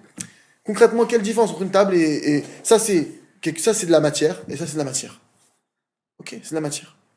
Matière contre matière. Maintenant, concrètement, on a un Yetzirara de ça, mais c'est qu'une illusion. C'est qu'une illusion. Tu vois pas un type qui vient foutre devant une table, devant un verre, un gobelet, les gars, un gobelet. Calme-toi, un gobelet. Personne, ça paraît fou, mais pourtant concrètement, au niveau de cette tahava, c'est la même chose. C'est juste que maintenant, dans notre esprit, et c'est ça tout le combat qu'on est en train de passer, c'est le koach hamedame. Le Yetzirara aujourd'hui, c'est quoi sa force? Regardez bien, on a passé beaucoup de choses, mais aujourd'hui, c'est quoi sa force? De tous les temps, il y a eu plein de choses. On a voulu nous empêcher de faire la Brit Mila, on a voulu nous faire plein de mal, etc. Aujourd'hui, c'est quoi les Yetzirara qui est en train de nous faire? C'est que de l'illusion. C'est l'illusion de quelque chose. Et le monde, il repose comme ça.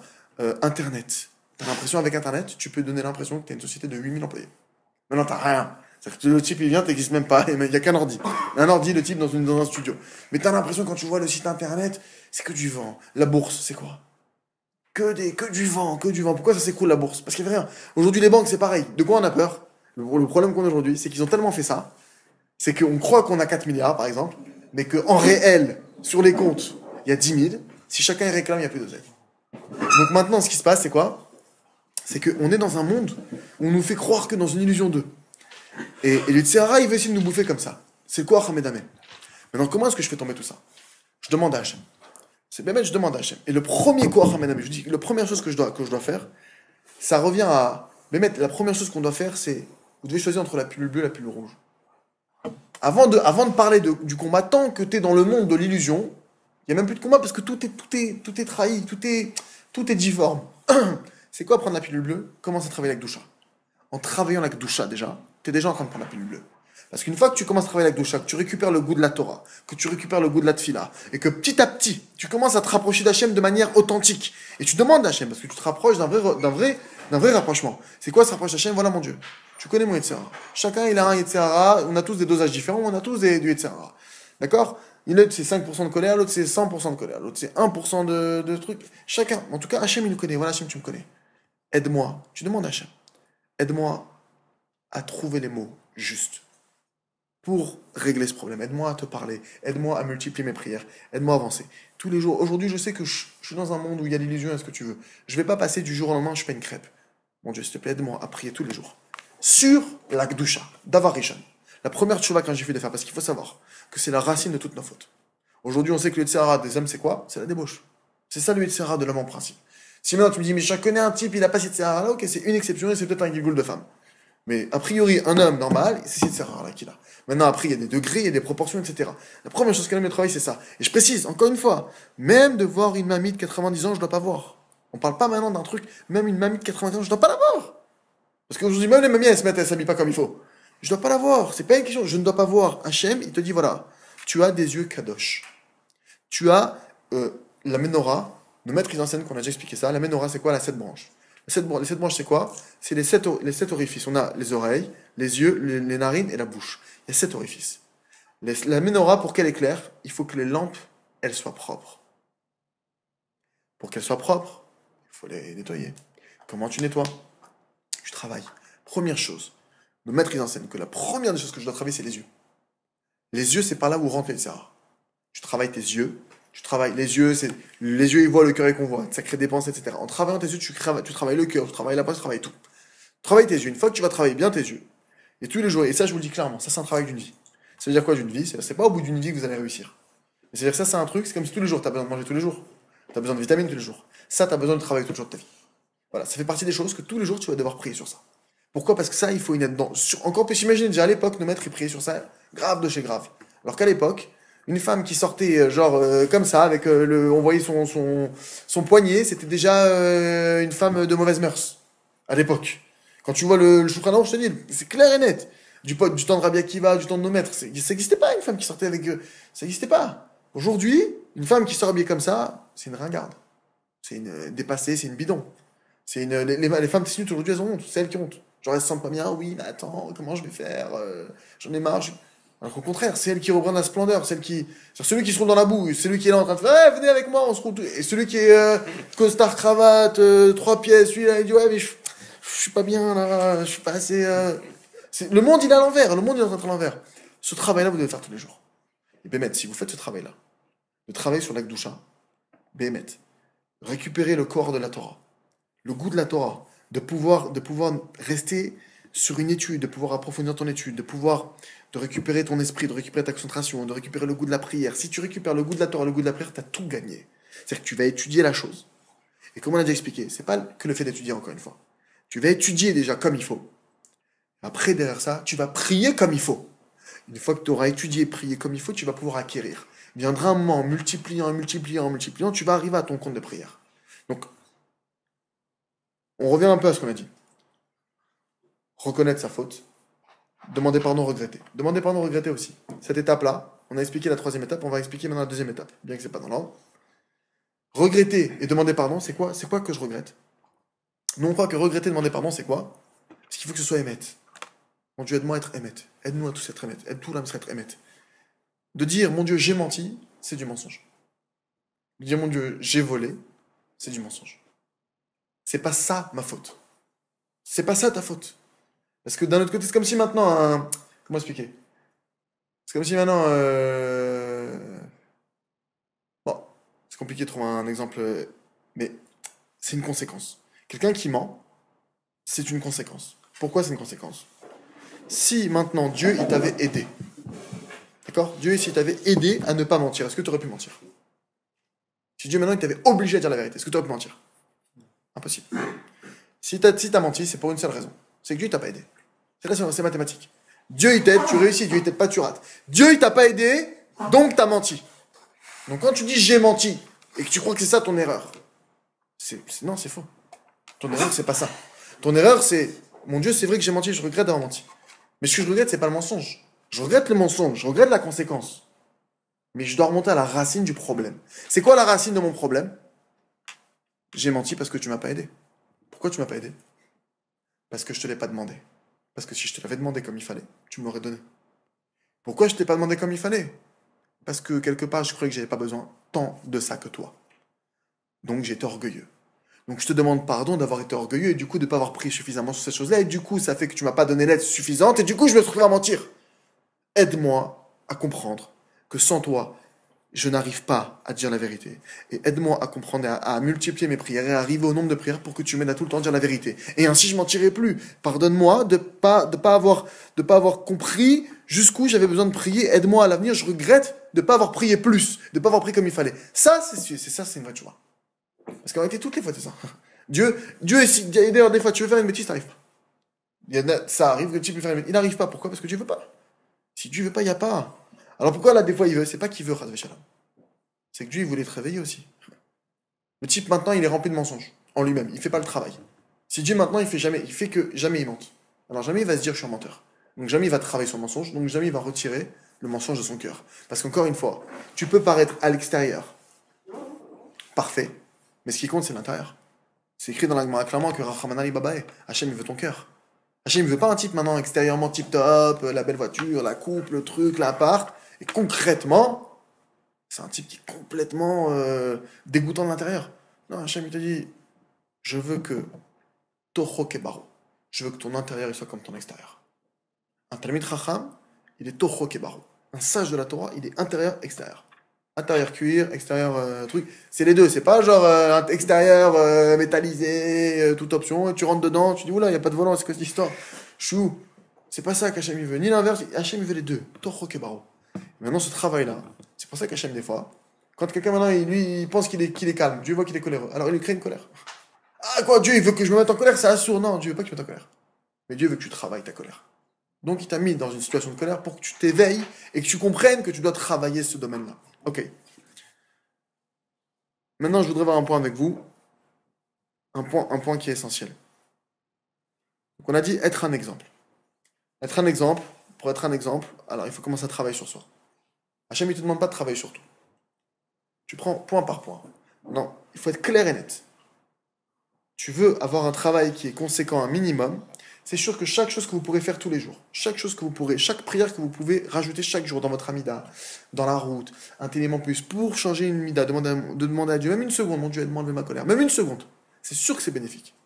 Et maintenant, encore une fois, tu veux sortir vite du problème, ou tu veux maintenant que Béhémet, ça prenne un certain temps. Si tu veux sortir vite du problème, il faut t'accélérer. Tu dois maintenant 10 000 euros, plus vite tu les rembourses, plus vite tu n'as plus de dette. Tu dois maintenant sortir de la colère. Il faut que tu accélères. C'est pour ça qu'il faut que vous fixez un temps. Il faudrait dans l'idéal, je vous dis d'un programme clair et net, d'un programme qui est sain. Il faudrait avoir tous les jours une heure, une vraie heure, où je suis avec Hachem. Nos maîtres, ils en parlent, vous savez, bon, je vais passer toutes les références, nos méchanais, en tout cas, une heure. Dans cette heure-là, comment elle se décompose cette heure?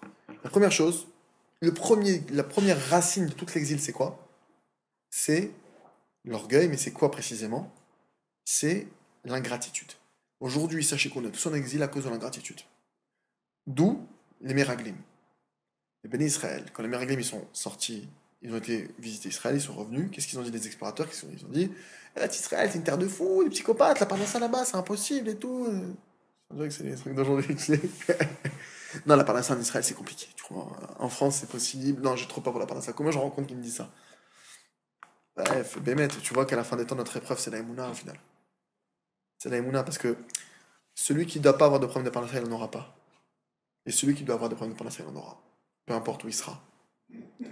Bref, en tout cas, les Meraglim, ils ont dit du mal, ils ont dit de la Shonara sur Israël. Qu'est-ce qui s'est passé à Ben Israël? Ils ont pleuré. Maintenant, ils ont pleuré. Et le Midrash, il raconte que Hachem, il a dit, puisque vous pleurez pour rien, alors je vous donnerai à pleurer pour vous et toutes vos générations. Et nos maîtres, ils se posent la question, ils disent, mais c'est quoi cette punition-là de folie? Quelqu'un qui a tué, quelqu'un qui a volé, quelqu'un qui a menti, bon, il va rembourser, il va truc, un truc, il y a un début, il y a une fin, il se passe quelque chose. Là, ils ont fait une erreur. Cette erreur-là, Hachem, il leur dit, vous allez payer jusqu'à la fin des temps. C'est quoi ce délire? Je sais pas, mets-nous une bonne tannée, mais c'est bon, mes enfants, ils n'ont pas besoin de prendre des coups, et non, vous et toutes vos générations, vous allez tous pleurer pour une bonne raison. Quoi cette histoire? Le fond du problème, c'est quoi? C'est que il faut comprendre une chose. Celui qui est ingrat, c'est la racine, c'est la racine d'un défaut qui est extrêmement grave, et c'est une racine qui est extrêmement grosse. Quelqu'un maintenant il sait reconnaître le bien qu'on lui fait, mais il a plein de défauts, tu peux travailler avec lui, tu peux faire quelque chose avec lui. Quelqu'un maintenant qui n'a pas beaucoup de défauts, mais qui ne sait pas reconnaître quand il a tort, qui ne sait pas reconnaître le bien qu'on lui fait, cette personne-là, tu peux rien faire avec. Parce que pour lui, ce qu'il fait, c'est bien. Je te dois rien. Tu me dois rien. C'est comme ça. Attends, ça fait 5 ans que je t'aide tous les jours. Je te demande pas de merci au moins. Les bénis Israël, non seulement qu'ils n'ont pas remercié Hachem, ils sont mis à pleurer. Alors que Dieu, il leur donne une terre où coule le lait et le miel. Et Dieu, il leur a organisé un truc incroyable. Maintenant, c'est quoi l'idée qu'on va tous avoir à pleurer chaque génération? C'est l'idée que quoi? C'est l'idée que maintenant, chaque génération tu vas voir maintenant cette épreuve. Il y a cette épreuve qui est là. L'épreuve de libre arbitre, l'épreuve de Emouna, de te dire, mais ça fait peur, etc. Et si maintenant tu tiens l'épreuve, à savoir que les bénis Israël, c'est vrai qu'ils ont une épreuve. On leur a dit, mais Eretz Israël, c'est dur, etc. Si tu tiens l'épreuve, et que tu dis, il n'y a pas Moshe Rabbeinu, il a promis qu'on recevrait une terre où coule le lait et le miel, oui ou non? Il a promis que cette terre elle serait abondante et qu'elle serait bonne, oui ou non? Oui? Alors je me pose plus de questions. Il faut comprendre aussi, c'est un point qui est essentiel. La confiance en soi. La confiance en soi. Celui qui n'a pas confiance en lui, ça signifie qu'il n'a pas confiance en Dieu. Celui qui n'a pas confiance en lui ne peut pas faire tchouva. Pourquoi? Parce que maintenant, regardez. Maintenant, on étudie un truc très fort. On va étudier que Hachem, il a dit que tu vas rentrer en Israël, tu vas avoir le miel. Je te parle, tu vas me dire, ouais, mais la parnassa. Quelqu'un vient te voir, tu dis, oui, mais là-bas, imagine, toi, t'es sûr de toi. Tu vas à un cours, le type, il te dit, en Eretz Israël, maintenant, à Kadesh Baruch Hu, il y a la bracha. Toi, maintenant, tu vas à un cours, t'entends ça. T'es blindé, tu dis, c'est bon, je fais la lia. Ok? Un type, il vient te voir, et tu le vois, ah, je t'ai dit, je vais faire la lia, etc. Ah ouais, tu travailles dans quel métier? Je suis dans la finance. En Israël, mais t'es mort, t'es foutu. Mais là-bas, c'est impossible, mais tu vas te prendre la tannée, la galère. Si maintenant, tu faiblis, c'est que t'as pas confiance en toi. C'est quoi que t'as pas confiance en toi? C'est que t'as pas confiance en ce que t'as entendu. T'as pas confiance en toi-même, t'avais compris quelque chose il y a 5 minutes. Pourquoi ça change? Si t'avais vraiment confiance en toi, tu écoutes mon frère, tu peux me dire ce que tu veux, moi j'ai compris ce que j'ai compris. J'ai vu, la Torah elle dit A, B égale C. Maintenant tu vas me dire qu'il y a E, c'est pas mon problème. Moi il y a écrit D. Moshe Rabbeinu il a témoigné. S'ils avaient eu confiance en Moshe Rabbeinu à 100%, ils auraient jamais pleuré. Ils seraient rentrés en Israël, il n'y aurait pas eu toutes les galères qu'on est en train de passer jusqu'à aujourd'hui. L'exil dans lequel on est aujourd'hui, c'est à cause de ça. Parce qu'il y a encore la barrière dans notre peuple. Parce qu'on est encore en train de se plaindre et on n'a pas ce qu'on veut, etc., etc. Et on aimerait ci, on aimerait ça. Et tout ça, au final, c'est quoi le fond? C'est que tu remets en question Kadosh Baruch Hu. Celui qui accepte pas, avec le sourire. Ce qu'Hachem lui donne, c'est qu'au final, il remet tout en question, il remet en question Hachem. T'as l'impression qu'il y a certains qui disent, mais attends, je comprends pas, il fait Shabbat, il mange kasher, mais il fait que se plaindre. Il fait que se plaindre, ce type-là. Il peut manger kasher 10 fois, faire Shabbat 10 fois, mais il se plaint. Il y a des gens, d'accord, il y a des gens, Béhémet, le Rav Arush, il disait comme ça, il disait, c'est pas beau de dire ça, il dit, mais pourtant, il y a des gens, c'était peut-être mieux qu'ils fassent pas de chouva. C'est peut-être mieux. Puis si c'est pour que ça devienne des tueurs, des assassins, assourds, moutards, il scalpe les gens, il fait honte aux gens sous prétexte de Torah, et il se plaint, c'était peut-être mieux qu'il reste simple et Le Yada, il dit, c'est pas beau de dire ça. Il y a des gens, il y a des cas comme ça que t'as l'impression que il était bon, il était mieux avant. Il était mieux avant. Il a appris tordu. Il faut comprendre que quelqu'un qui se plaint, c'est une racine qui est très, très, très, très, très mal. C'est une racine c'est comment dire, c'est la racine du mal. Quelqu'un maintenant qui sait reconnaître l'Agmara, elle dit comme ça, elle dit celui qui reconnaît pas le bien que son ami lui fait, qui a pas la reconnaissance, il finira par ne pas reconnaître le bien qu'Hachem lui fait. L'Agmara, elle est claire. Quelqu'un qui n'a pas ça. Non, pourquoi je vous dis ça? Parce que notre problème à nous, pourquoi est-ce qu'on va pas mener tous les combats? Pourquoi est-ce qu'on mène pas tous les combats qu'on devrait mener? Pourquoi est-ce qu'un juif, maintenant, normalement, là, on a expliqué l'équation pour faire tchouva, elle est simple. Tu détectes le problème, tu étudies le problème, tu fais tchouva sur le problème, tu demandes de l'aide sur le problème, t'en sors. C'est pas compliqué. On t'a pas demandé de sortir de Saint-Cyr ou de faire un truc de fou. C'est simple. Alors pourquoi il y a plein de dossiers qu'on ne prend pas, qu'on a peur, etc. Parce qu'au fond, on est des ingrats. Tu vois bien que c'est Hachem qui fait battre ton cœur. Tu vois bien que c'est Hachem qui te fait respirer. Tu vois bien que c'est Hachem qui fait coaguler ton sang. C'est pas toi. Tu vois bien que c'est Hachem qui te fait digérer. Tu vois bien que tout ça, c'est pas toi jusqu'à aujourd'hui. Jusqu'à aujourd'hui, ça fait 1944, 44 ans qu'on est en exil. Et qu'on a été pogromisé, qu'on a été banni, traqué, honni, spolié. Et on est encore là, à Dayom. Tu vois bien que c'est un S, c'est un miracle qu'on est encore là. Pourtant, tu passes pas ton temps, tu demandes pas comme il faut à Hachem. T'as pas cette confiance-là. Tu te tournes pas vers Hachem comme il faut. Pourquoi? Parce qu'au final, il y a plein de gens. Moi, ça m'arrive, je parlais avec quelqu'un une fois, il m'a dit, ouais, mais je m'angoisse pour la parnassa. Je dis, mais je comprends pas, jusqu'à aujourd'hui, comment t'as vécu? Je dis, ben non, jusqu'à aujourd'hui, ça a été, mais là, j'ai un coup dur. Je dis, mais attends, jusqu'à aujourd'hui, Dieu, il t'a donné, pourquoi tu t'angoisses? Jusqu'à aujourd'hui, Dieu, il t'a fait un cadeau qu'il t'a toujours donné. Si tu commences à t'angoisser, ça montre qu'au final, alors t'as toujours cru que c'était toi qui te nourrissais. Pourtant, la parnassa, c'est qu'elle vient de Dieu. Tu décides pas de naître dans telle ou telle famille, tu décides pas d'avoir tel ou tel héritage, tu décides pas d'avoir telle ou telle faculté. Tu décides pas, tu vois, mec, c'est Dieu qui te donne ce que tu as. Tu vois, mec, c'est Dieu. Il y a des gens comme toi, identiques à toi, ils sont au moins 20. Il y en a comme toi, ils sont plus 20. Tu vois, mec, c'est pas toi. Akadosh Baruch Hu, il nous demande aujourd'hui une chose. Et c'est ça, ça fait partie des louls. L'éducation, on doit s'éduquer. Aujourd'hui, là, ce mois-ci, c'est un mois qui est super propice pour s'éduquer et se rééduquer et prendre des bonnes habitudes. Pourquoi est-ce que Dieu nous rajoute les slichot, d'après vous? Slichot, c'est quoi la traduction de slichot? Pardon en pluriel. Dieu, il veut qu'on s'éduque. À quoi? Bizarrement, comment ça le sirop, c'est-à-dire après 3 quarts d'heure. Il y a première chose, tu dois t'éduquer pendant ce mois-ci. Ça doit durer toute l'année en réalité. Ce mois-ci, Dieu veut que tu t'éduques, tu te lèves plus tôt, etc. Tu fais des choses. Pourquoi? Tu prends ta vie en main.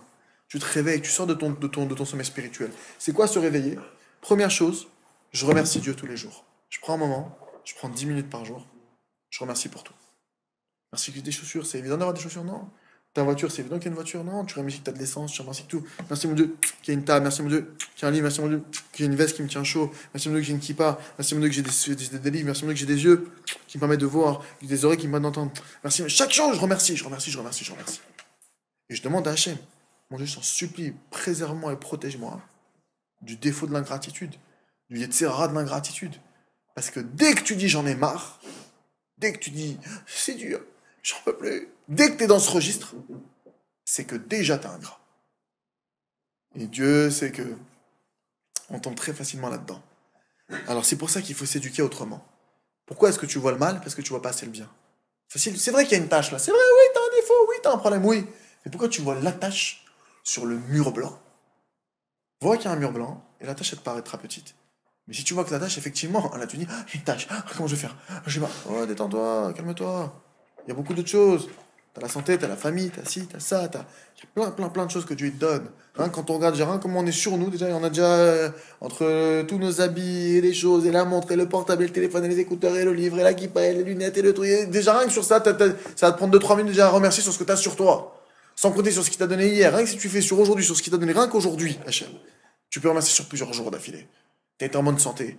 Rien que tu vas voir Hachem Mishma dans les hôpitaux, les gens qui sont vraiment malades, mais tu peux pas t'arrêter de remercier. Tu dis merci mon Dieu, je respire normalement, merci mon Dieu, j'avance normalement, merci mon Dieu, je marche, je suis debout, merci mon Dieu. Quand tu vois les gens, si tu prends conscience de la souffrance de ceux qui n'ont pas ça, si tu prends conscience de l'étape dans laquelle ils sont, les mecs, tu dis bon Hachem, merci mon Dieu, tu t'arrêtes plus de remercier sur ça. Alors si en plus tu te aperçois que t'as en plus de l'argent, t'as des moyens, t'as ci, t'as ça, mais tu t'arrêtes plus de remercier. C'est non-stop, c'est bliss-off. 10 minutes, je remercie Hachem. Pourquoi? Parce que déjà, si je commence, ça c'est un des prérequis. Je vous dis ça parce que si tu pries et que dans ton cœur, tu as des reproches à Hachem, Pourquoi tu me fais ci? Pourquoi j'ai pas reçu ça? J'aurais dû avoir plus, et c'est pas normal, etc. Si dans ton cœur il y a ça, mieux vaut que tu pries pas à ce moment-là. Fais que remercier. Quand vous sentez que dans votre cœur vous avez une lourdeur, vous avez une épreuve, vous avez un truc. On est des humains, il y a des choses sur lesquelles on a des difficultés. Quand tu sens que t'as un truc où tu n'arrives pas à encaisser, alors pour l'instant ne fais pas de demande. Ne fais pas de demande à Hachem. Remercie. Remercie sur ta galère. Comment je peux remercier sur ma galère? Ah ouais, c'est possible? Oui, c'est possible. Qui est-ce qui a créé ce monde? Dieu. Ok, Dieu, tout ce qu'il fait, c'est bien. Ouais, t'es d'accord. Et donc, c'est ta galère qui te l'a envoyé. Dieu. Donc, elle est bien. Elle est bien, ta galère. Maintenant, tu le vois peut-être pas tout de suite. Remercie pour ta galère. Tu remercies, tu remercies, tu remercies. Jusqu'à ce que ton cœur il se libère de ça. Tu demandes à Dieu, mon Dieu, libère-moi de ce poids. Aide-moi à voir le bien qu'il y a là-dedans. Je te remercie que je suis passé par ça, parce que je sais que tout ce que tu fais pour moi, c'est ce qu'il y a de mieux. Toi seul, tu sais par quel chemin je dois passer. Il y a pas de... Enlevez de vos têtes, il n'y a pas de... J'aurais dû, et j'aurais peut-être fait, si j'avais été, j'aurais vu, j'aurais... Enlevez ce langage. Ça s'appelle apikorsut. Ça s'appelle la kfira, ça s'appelle l'ingratitude. Hachem, il t'a fait passer par là où tu es passé, et c'était le meilleur chemin par lequel tu devais passer. Il n'y a qu'Hachem qui connaît le chemin par lequel tu dois passer. Il n'y a qu'Hachem qui sait où ta neshama elle doit aller. Il n'y a qu'Hachem qui connaît ton gilgoul. Il n'y a qu'Hachem qui sait quelles sont tes forces et quelles sont tes faiblesses. Il n'y a qu'Hachem qui sait tout ça. Donc dès que tu dis mais j'aurais dû, mais tu aurais dû quoi? Tu connais rien de ta vie. Tu sais rien de toi. Toi-même tu sais rien de toi. Hachem il va depuis le début de la création jusqu'à maintenant, il sait où tu dois aller. Toi tu dois apprendre à te connaître. Il y a des gens qui arrivent à 40, 50, 60 ans, ils n'ont pas fait le travail d'apprendre à se connaître et ils ne se connaissent pas. Toi c'est pas, toi avec le beefsteak, ah j'aime le beefsteak, ah tu te connais bien. C'est pas ça de connaître. Qui tu es? Quelles sont tes forces? Quelles sont tes faiblesses? Où tu dois travailler? Le mois des loups il est propice à ça. Hachem il te dévoile ça. Première chose dans mon travail, maintenant que je vais prendre l'habitude, Bezrat Hachem, 10 minutes, je remercie. Après, pendant 20 minutes, une demi-heure, je repasse toute ma journée en revue. De la veille, parce que je fais ça tous les jours, donc j'ai plus qu'à repasser d'un jour à l'autre. D'accord? Je repasse la journée en revue. Et là, maintenant, essentiellement, quand je repasse la journée en revue, qu'est-ce que je demande à Hachem? Mon Dieu, aide-moi à voir toutes les choses qui m'ont échappé, toutes les erreurs que j'ai peut-être commises, toutes les choses que j'aurais peut-être pu faire et que je n'ai pas saisi sur l'instant, aide-moi à les voir. Et quand je vais commencer à passer ma journée en revue, je vais remercier pour toutes les bonnes choses qu'Hachem m'a données. Et je vais remercier pour toutes les galères qu'il m'a données. Merci mon Dieu que j'ai mis de filine. Merci mon Dieu que j'ai perdu de l'argent. Merci mon Dieu que je suis arrivé en retard. Merci mon Dieu que j'ai réussi ce contrat. Merci mon Dieu que j'ai raté ce contrat. Merci mon Dieu pour chaque chose. Et je te remercie mon Dieu pour cette chose. Et je te demande pardon mon Dieu, à tel instant j'ai été triste. Pardonne-moi d'avoir manqué de foi, que tout ce que tu faisais c'était pour mon bien. Pardonne-moi d'avoir été triste. Et la vraie tchouva, la première tchouva qu'on a fait, on pense pas la faire. Toutes les fois on a été triste. C'est un affront à Dieu. C'est comme si maintenant quelqu'un te fait un cadeau, tu tires la tête. Imaginez, Hachem il t'envoie un cadeau qui t'a préparé, qui sait que c'est ce qu'il y a de mieux pour toi. Il te le donne, et toi tu te pleures. Tu baisses les bras. Imaginez des parents qui ont préparé un cadeau de ouf à leur gosse, ils l'amènent, le gosse il se met à pleurer. Ils baissent les bras les parents, c'est pas possible. Le gosse, je sais que je lui ai amené le top des téléphones, je lui ai amené le iPhone 4S. Il me dit je veux le portable mieux, je lui ai amené le mieux, avec le plus gros forfait. Il se met à pleurer. Laisse tomber cet enfant, c'est impossible, on peut rien faire. On peut pas le mettre. Chaque fois qu'on est triste, on fait honte à Hachem. On fait honte à Hachem. Hachem, lui, il se fatigue à t'amener tout ce qu'il a besoin. Entre guillemets, il se fatigue.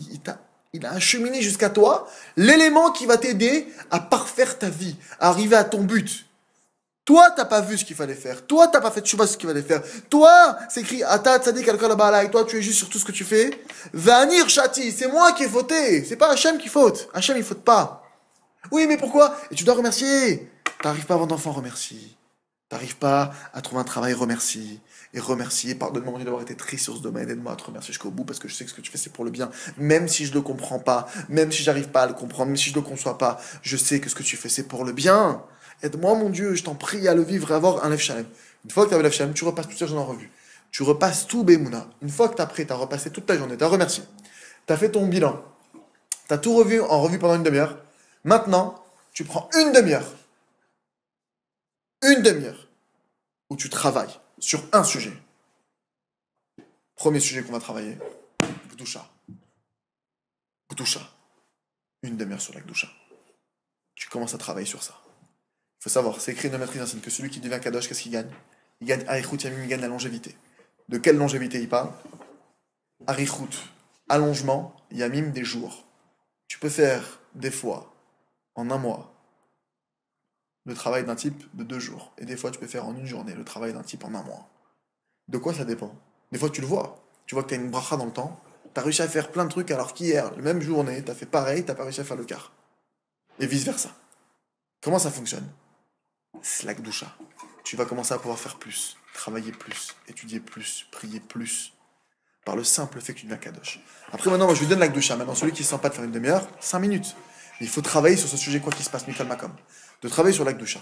Après, maintenant, quelqu'un, il a des dettes. Commence à prier sur les dettes. Remercie sur les dettes. Remercie. Et commence à demander à Hachem. Tu remercies. À la fin, tu dis, mon Dieu, montre-moi quelle est la faute qui a causé ces dettes. Montre-la moi pour que je fasse tchouva. Et que je sorte de mes dettes. Après, le type, il va avoir des enfants. Tu pries. Tu prends le sujet que tu veux. Tu veux sortir d'un défaut. Tu vas acquérir une bonne mida. Tu veux sortir d'un problème. Peu importe. Le moyen d'en sortir. La avoda, une demi-heure par jour. Tu lâches pas l'affaire. Maintenant, encore une fois, chacun selon la marche où il est. Aujourd'hui, peut-être que pour certains, la marche, ça va être 1 minute, 1 minute, 1 minute, 1 minute. 5 minutes au total. Peut-être pour d'autres, ça va être un quart d'heure. Le Yoda. Maintenant, il faut savoir qu'on doit prendre un temps. Le Ramchal, il dit que normalement, un homme, il doit prendre plusieurs moments par jour. Normalement, c'est pas 1 heure ou 2. C'est plusieurs heures. Maintenant, parce que vous faites clair d'une chose. On dit, ah, Rabbi Akiva, il connaissait toute la Torah, Rabbi Akiva, Rabbi Akiva. Mais est-ce que vous savez que Rabbi Akiva, il a pleuré des nuits entières pour comprendre la Torah? Vous savez ça? Des nuits entières à pleurer. Pas 1 minute ou 2, pas un jour ou 2, des nuits entières, des années, pour que la Torah, elle rentre. Il a pleuré, il a supplié à Kadosh Baruch Hu. Et Hachem, il a donné Begadol.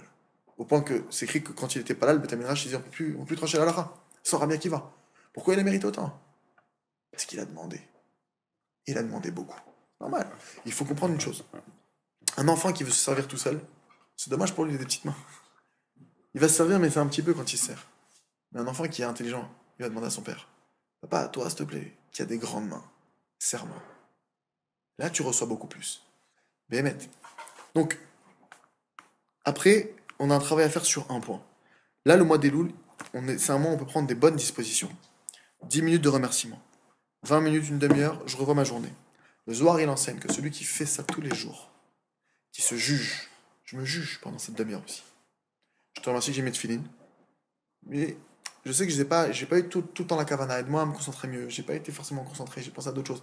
Je demande pardon de ne pas avoir été concentré comme il faut. Aide-moi à prier plus pour la concentration. Aide-moi à être mieux concentré pour la prochaine fois. Aide-moi à améliorer ma prière. Après, le type il dit oui, là j'ai avancé. Oui, là j'ai rencontré tel collègue. Oui, là je lui ai menti. Je demande pardon de j'ai menti. Pardonne-moi d'avoir cru que c'était à moi qui allait changer la vérité. Pardonne-moi d'avoir été orgueilleux. Pardonne-moi de ne pas t'avoir prié pour m'aider à ne pas mentir. Aide-moi à l'avenir à ne plus mentir, etc. Et tu reprends tout. Toute ta journée, tu la reprends comme ça. Tu te juges. Le Zohar, il dit quand il y a un jugement en bas, alors il n'y a pas de jugement en haut. En haut, tu ne juges pas. À partir de quel moment le dossier il est présenté là-haut? Quand il n'a pas été traité en bas. Si le dossier est traité en bas, pas besoin d'emmener en haut. C'est-à-dire quoi qu'il emmène en haut? S'ils amènent le jugement en haut, c'est qu'ils vont siéger. Le tribunal céleste, il y a un tribunal pour chaque heure du jour. Il y a 24 tribunaux célestes qui siègent à chaque heure du jour et de la nuit. Si ton dossier est amené en haut, ils vont siéger. Par exemple, le type il a menti. Après la Torah, le mensonge est égal, je sais pas. Donc il mérite de se cogner le pied. Ils vont envoyer Mida Keneged Mida, une punition, le but c'est pas punir, mais le but c'est de lui envoyer quelque chose pour le réveiller pour le mensonge. Mais ça, c'est que pour quelqu'un qui se réveille pas, quelqu'un qui se réveille de lui-même. Quelqu'un maintenant qui tout seul, sans qu'on lui demande rien, sans qu'il se passe rien, bon ok, là j'ai menti, ça se fait pas, aide-moi mon Dieu à changer. Celui-là là-haut, on lui envoie plus rien, ça sert à rien. Il est déjà en train de faire le travail de l'épreuve. L'épreuve, elle est là pour te faire tilt, il y a un problème. Ça fait 4 jours que tu te colles le petit doigt de pied. Pose-toi la question. Quel rapport? Sachant que chaque membre de la Torah, chaque membre du corps, ça correspond à des mitzvot, etc. Mais si maintenant la personne d'elle-même, elle fait le chouva, elle se remet en question. Hachem, il n'a pas besoin. Là-haut, dès que l'accusateur vient, il dit Hachem, regarde ce qu'il a fait ton fils, t'inquiète pas, il est venu me voir. J'ai rendez-vous tout à l'heure à 14h avec lui, on va en discuter tranquillement. Pas de souci. Non, t'inquiète pas, c'est bon, c'est géré, pas besoin de le punir. Le Zohar, il enseigne ça. Tu peux être comme ça blanchi. Tu peux te blanchir des la tchouva et les faces. Tu peux enlever les dynimes. Rien qu'en faisant ça. Mais t'imagines le type, il arrive à Kippour, il a pas fait ça de l'année. Comment tu fais? C'est pour ça qu'il faut des gros miracles. Après Kippour, ouais, il faut des gros miracles. Et que Bémet Hachem, il doit faire une grosse rachamim. Celui-là, il arrive 800 milliards de fautes. Pour le pardonner, celui-là, c'est pas des petits dossiers. Tu comprends, il y a des types qui se rendent pas compte, mais que. Je te prends un exemple, voilà, un type, il a une boutique, il a pas tilté, il a une boutique de soins, d'accord? De soins du corps, etc. Et évidemment, pour attirer la clientèle féminine, il met des grosses photos devant. Mais t'imagines le nombre de gens qui fait photer celui-là? Pour peu qu'il y ait une yeshiva en face, mais t'imagines? Rien n'empêche les gens de. Il se rend pas compte, mais lui, il va arriver à la fin de l'année. T'imagines un an de photos comme ça. Mais on parle en milliards, là. Là, on parle en milliards. Sans compter de toutes les conséquences, de conséquences, de conséquences. Ce type-là, maintenant, s'il se mettait en question, à partir du moment où tu te remets en question, même si tu n'as pas encore changé, même si tu n'as pas encore changé, même si concrètement tu n'as rien changé, le simple fait que tu prennes cet instant, il y a une promesse de nos maîtres.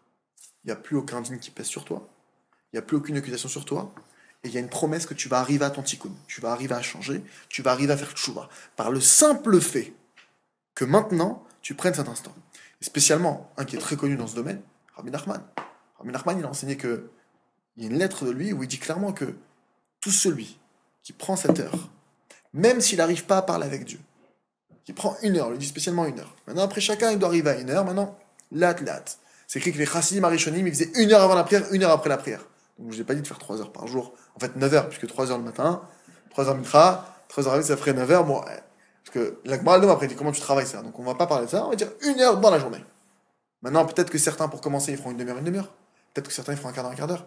Je dis pas que c'est ça qu'il faut faire, mais je dis que maintenant, il faut que chacun y mette un pied là-dedans. Ne laissez pas une journée passer en ne vous jugeant pas, mais sachant que vous jugez les tova. Vous cherchez le bien qui est en vous. Vous sachez qu'Hachem, il vous aime. Vous savez que Hachem, il vous aime. Vous savez qu'Hachem, il veut votre bien. Hachem, il veut m'aider. Et là, je me juge, parce qu'il y en a qui m'ont dit aussi, j'ai commencé à me juger, et la vérité, ça m'a déprimé.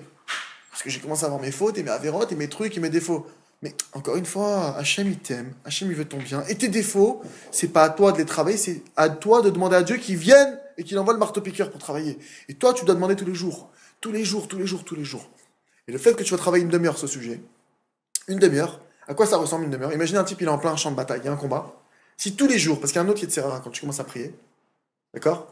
Quand tous les jours tu pries, et que Béhémet, dans ta prière, tu pries pour la parnassa, parce qu'on a plein de besoins. La parnassa, la santé, la famille, la tchouva de celui-là, l'autre j'aimerais qu'il guérisse, là j'aimerais régler ce dossier. On prie sur plein de trucs.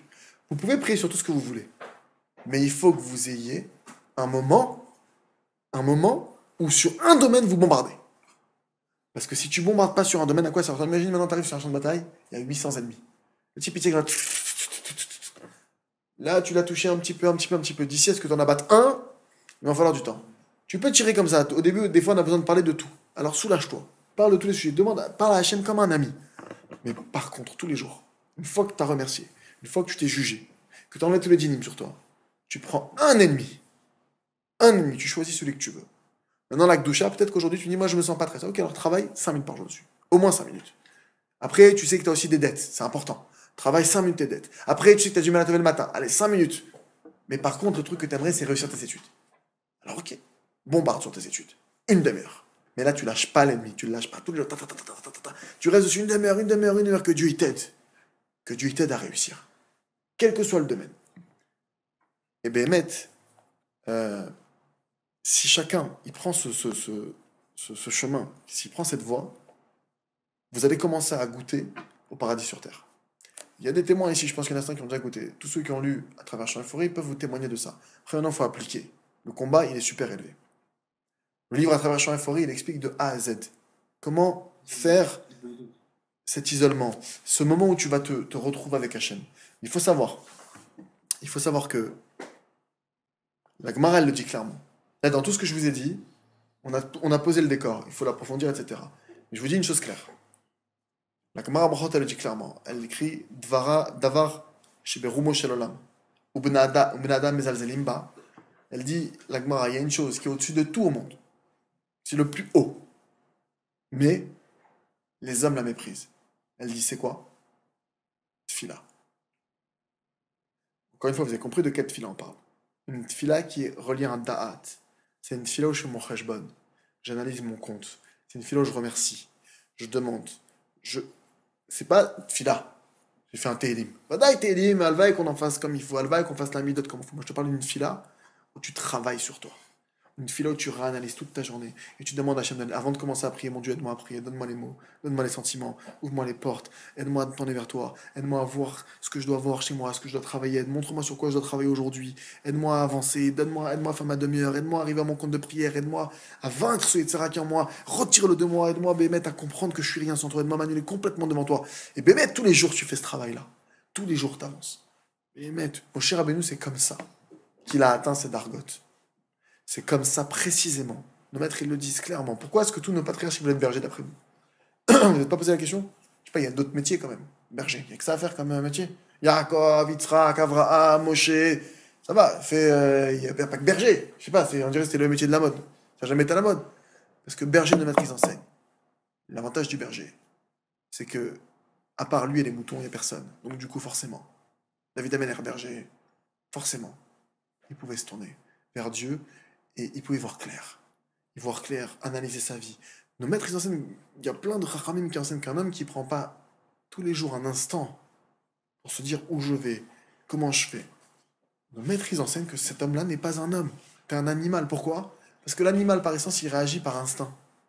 Il y a une situation qui se présente à lui, d'instinct, il avance. Un homme qui n'analyse pas sa vie, c'est un homme qui agit d'instinct, parce que dès qu'il va se représenter le même cas, comme il n'a pas réfléchi au sujet, donc va ressortir la même réponse qu'il a fait habituellement, la même donnée. Donc il reste animal. Alors que ce qui me différencie l'animal, c'est la parole, effectivement. Mais de quelle parole on parle? Il y a des gens qui parlent, c'est des animaux, pourtant ils ont la parole. Ils insultent, ils parlent mal, ils sont grossiers, pourtant c'est des animaux. Je dis, ils ont la parole, ouais, mais c'est des animaux quand même. Donc c'est pas la parole, c'est pas de cette parole dont on parle. Avec ta parole maintenant, tu vas créer ton monde. De même, la manière qu'Hachem il a créé son monde avec la parole, toi tu vas recréer ton monde par la parole, tu vas construire ton monde. Hachem veut que tu fasses une construction. Et tu vas travailler étape par étape. Étape par étape. Tu vas pas commencer à parler du lustre alors que t'as pas de sol. C'est débile. Tu vas pas commencer à dire, oh mon Dieu, je peux regarder jamais les femmes. Attends, t'as la télé, internet, les trucs, stop, enlève. T'as dans l'iPhone, t'as dans la télé, t'as dans le télé. Les gens maintenant ils ont internet, il y a une continuité, il y a genre je sais pas quoi, un service non-stop internet. Sur le type, il est tout le temps avec internet. Il faut surtout pas qu'il y ait une seconde sur internet, parce que sinon il est pas bien, je comprends. Il arrive chez lui, l'iPhone, il se met en mode sur le téléphone, sur le téléviseur, après le téléviseur, il passe à la chambre. Même il y en a dans la salle de maison, c'est une folie, c'est non-stop. Maintenant, Béhémet, il faut travailler par étapes. Alors ok, peut-être que maintenant le type il peut pas devenir kadosh en 2 secondes.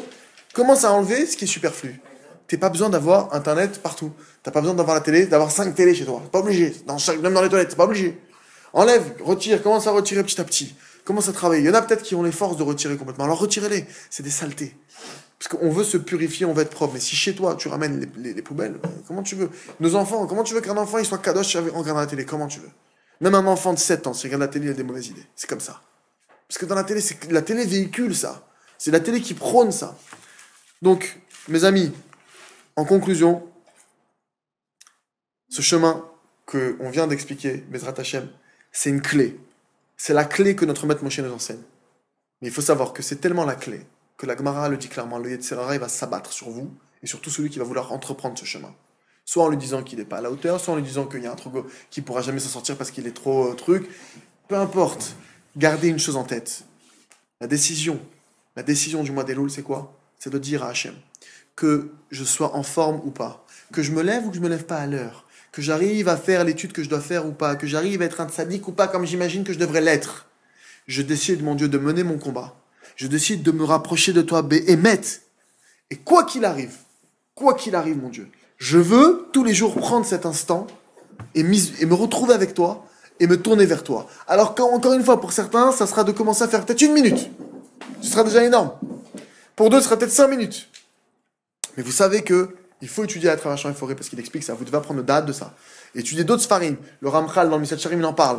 Vous devez étudier ces livres-là pour comprendre de quoi il est question. Que c'est la base de toute évaluation, de toute évolution. Et celui qui fait ça, comme il dit le Tana de Beliaou, le Tana de Beliaou, le Eloan Avesachor, le Tana, il dit que chaque juif, le plus petit des petits, il peut arriver au niveau les plus élevés jusqu'à Roch HaKodesh. Et c'est pas de la blague. C'est pas de la rigolade. Vous pouvez tous arriver à des niveaux sans fin. Maintenant, comment? Il y a des marches. Et le Ramchal, il le dit clairement dans le Message Sharim. La première marche pour arriver dans l'ascension de la sainteté du roi HaKodesh, il dit c'est Zeirut. C'est quoi Zeirut? C'est prudence. Analyser ses actions avant et après action avec 2 types d'analyse, pishpouch et mishmouch. Retirer le mauvais du bon et améliorer le bien. Parce que même dans ton bien, il y a du moyen. Il dit celui qui fait ça, tac, il passe à Zrizut, tac, il passe, il monte jusqu'à Gdusha, jusqu'à Roch HaKodesh. Donc Bezrat Hashem, que Dieu nous aide. Il y a des exemples clairs et nets. Je sais que le Rav Arouche, par exemple, il disait que lui-même, il a eu la chance, et c'est vrai que c'est bizarre, il a côtoyé plein de grands tzadikim. Ça peut arriver que des gens ils côtoient des tzadikim, qui soient proches d'eux, mais lui spécialement, il a été proche de plusieurs. C'est rare quand même, tu vois, que dans un type dans une même génération qu'un Rav, il est côtoyé à la fois, il était chamash de Baba Salé, très proche, à la fois chamash de Rabbi Ovadia Yosef, à la fois de plein de grands rabbinim. Il a dormi avec eux, mangé avec eux, vécu avec eux. Je dis non, c'est bizarre, alors que c'est des courants différents, c'est des mouvements différents, c'est des endroits différents. Comment c'est possible? Il dit, j'ai supplié à Kadosh Baruch Hu. J'ai beaucoup supplié par le simple fait que tu supplies Hachem, on n'imagine pas ce qu'on pourrait avoir. Nous on demande quoi? Donne-moi une glace, fais-moi kiffer Hachem. Tu pourrais demander d'être collé à des tzadikim et de voir de tes yeux des choses que tu n'as jamais vues. D'apprendre des choses que tu n'as jamais vues. Que ta vie elle change en un instant.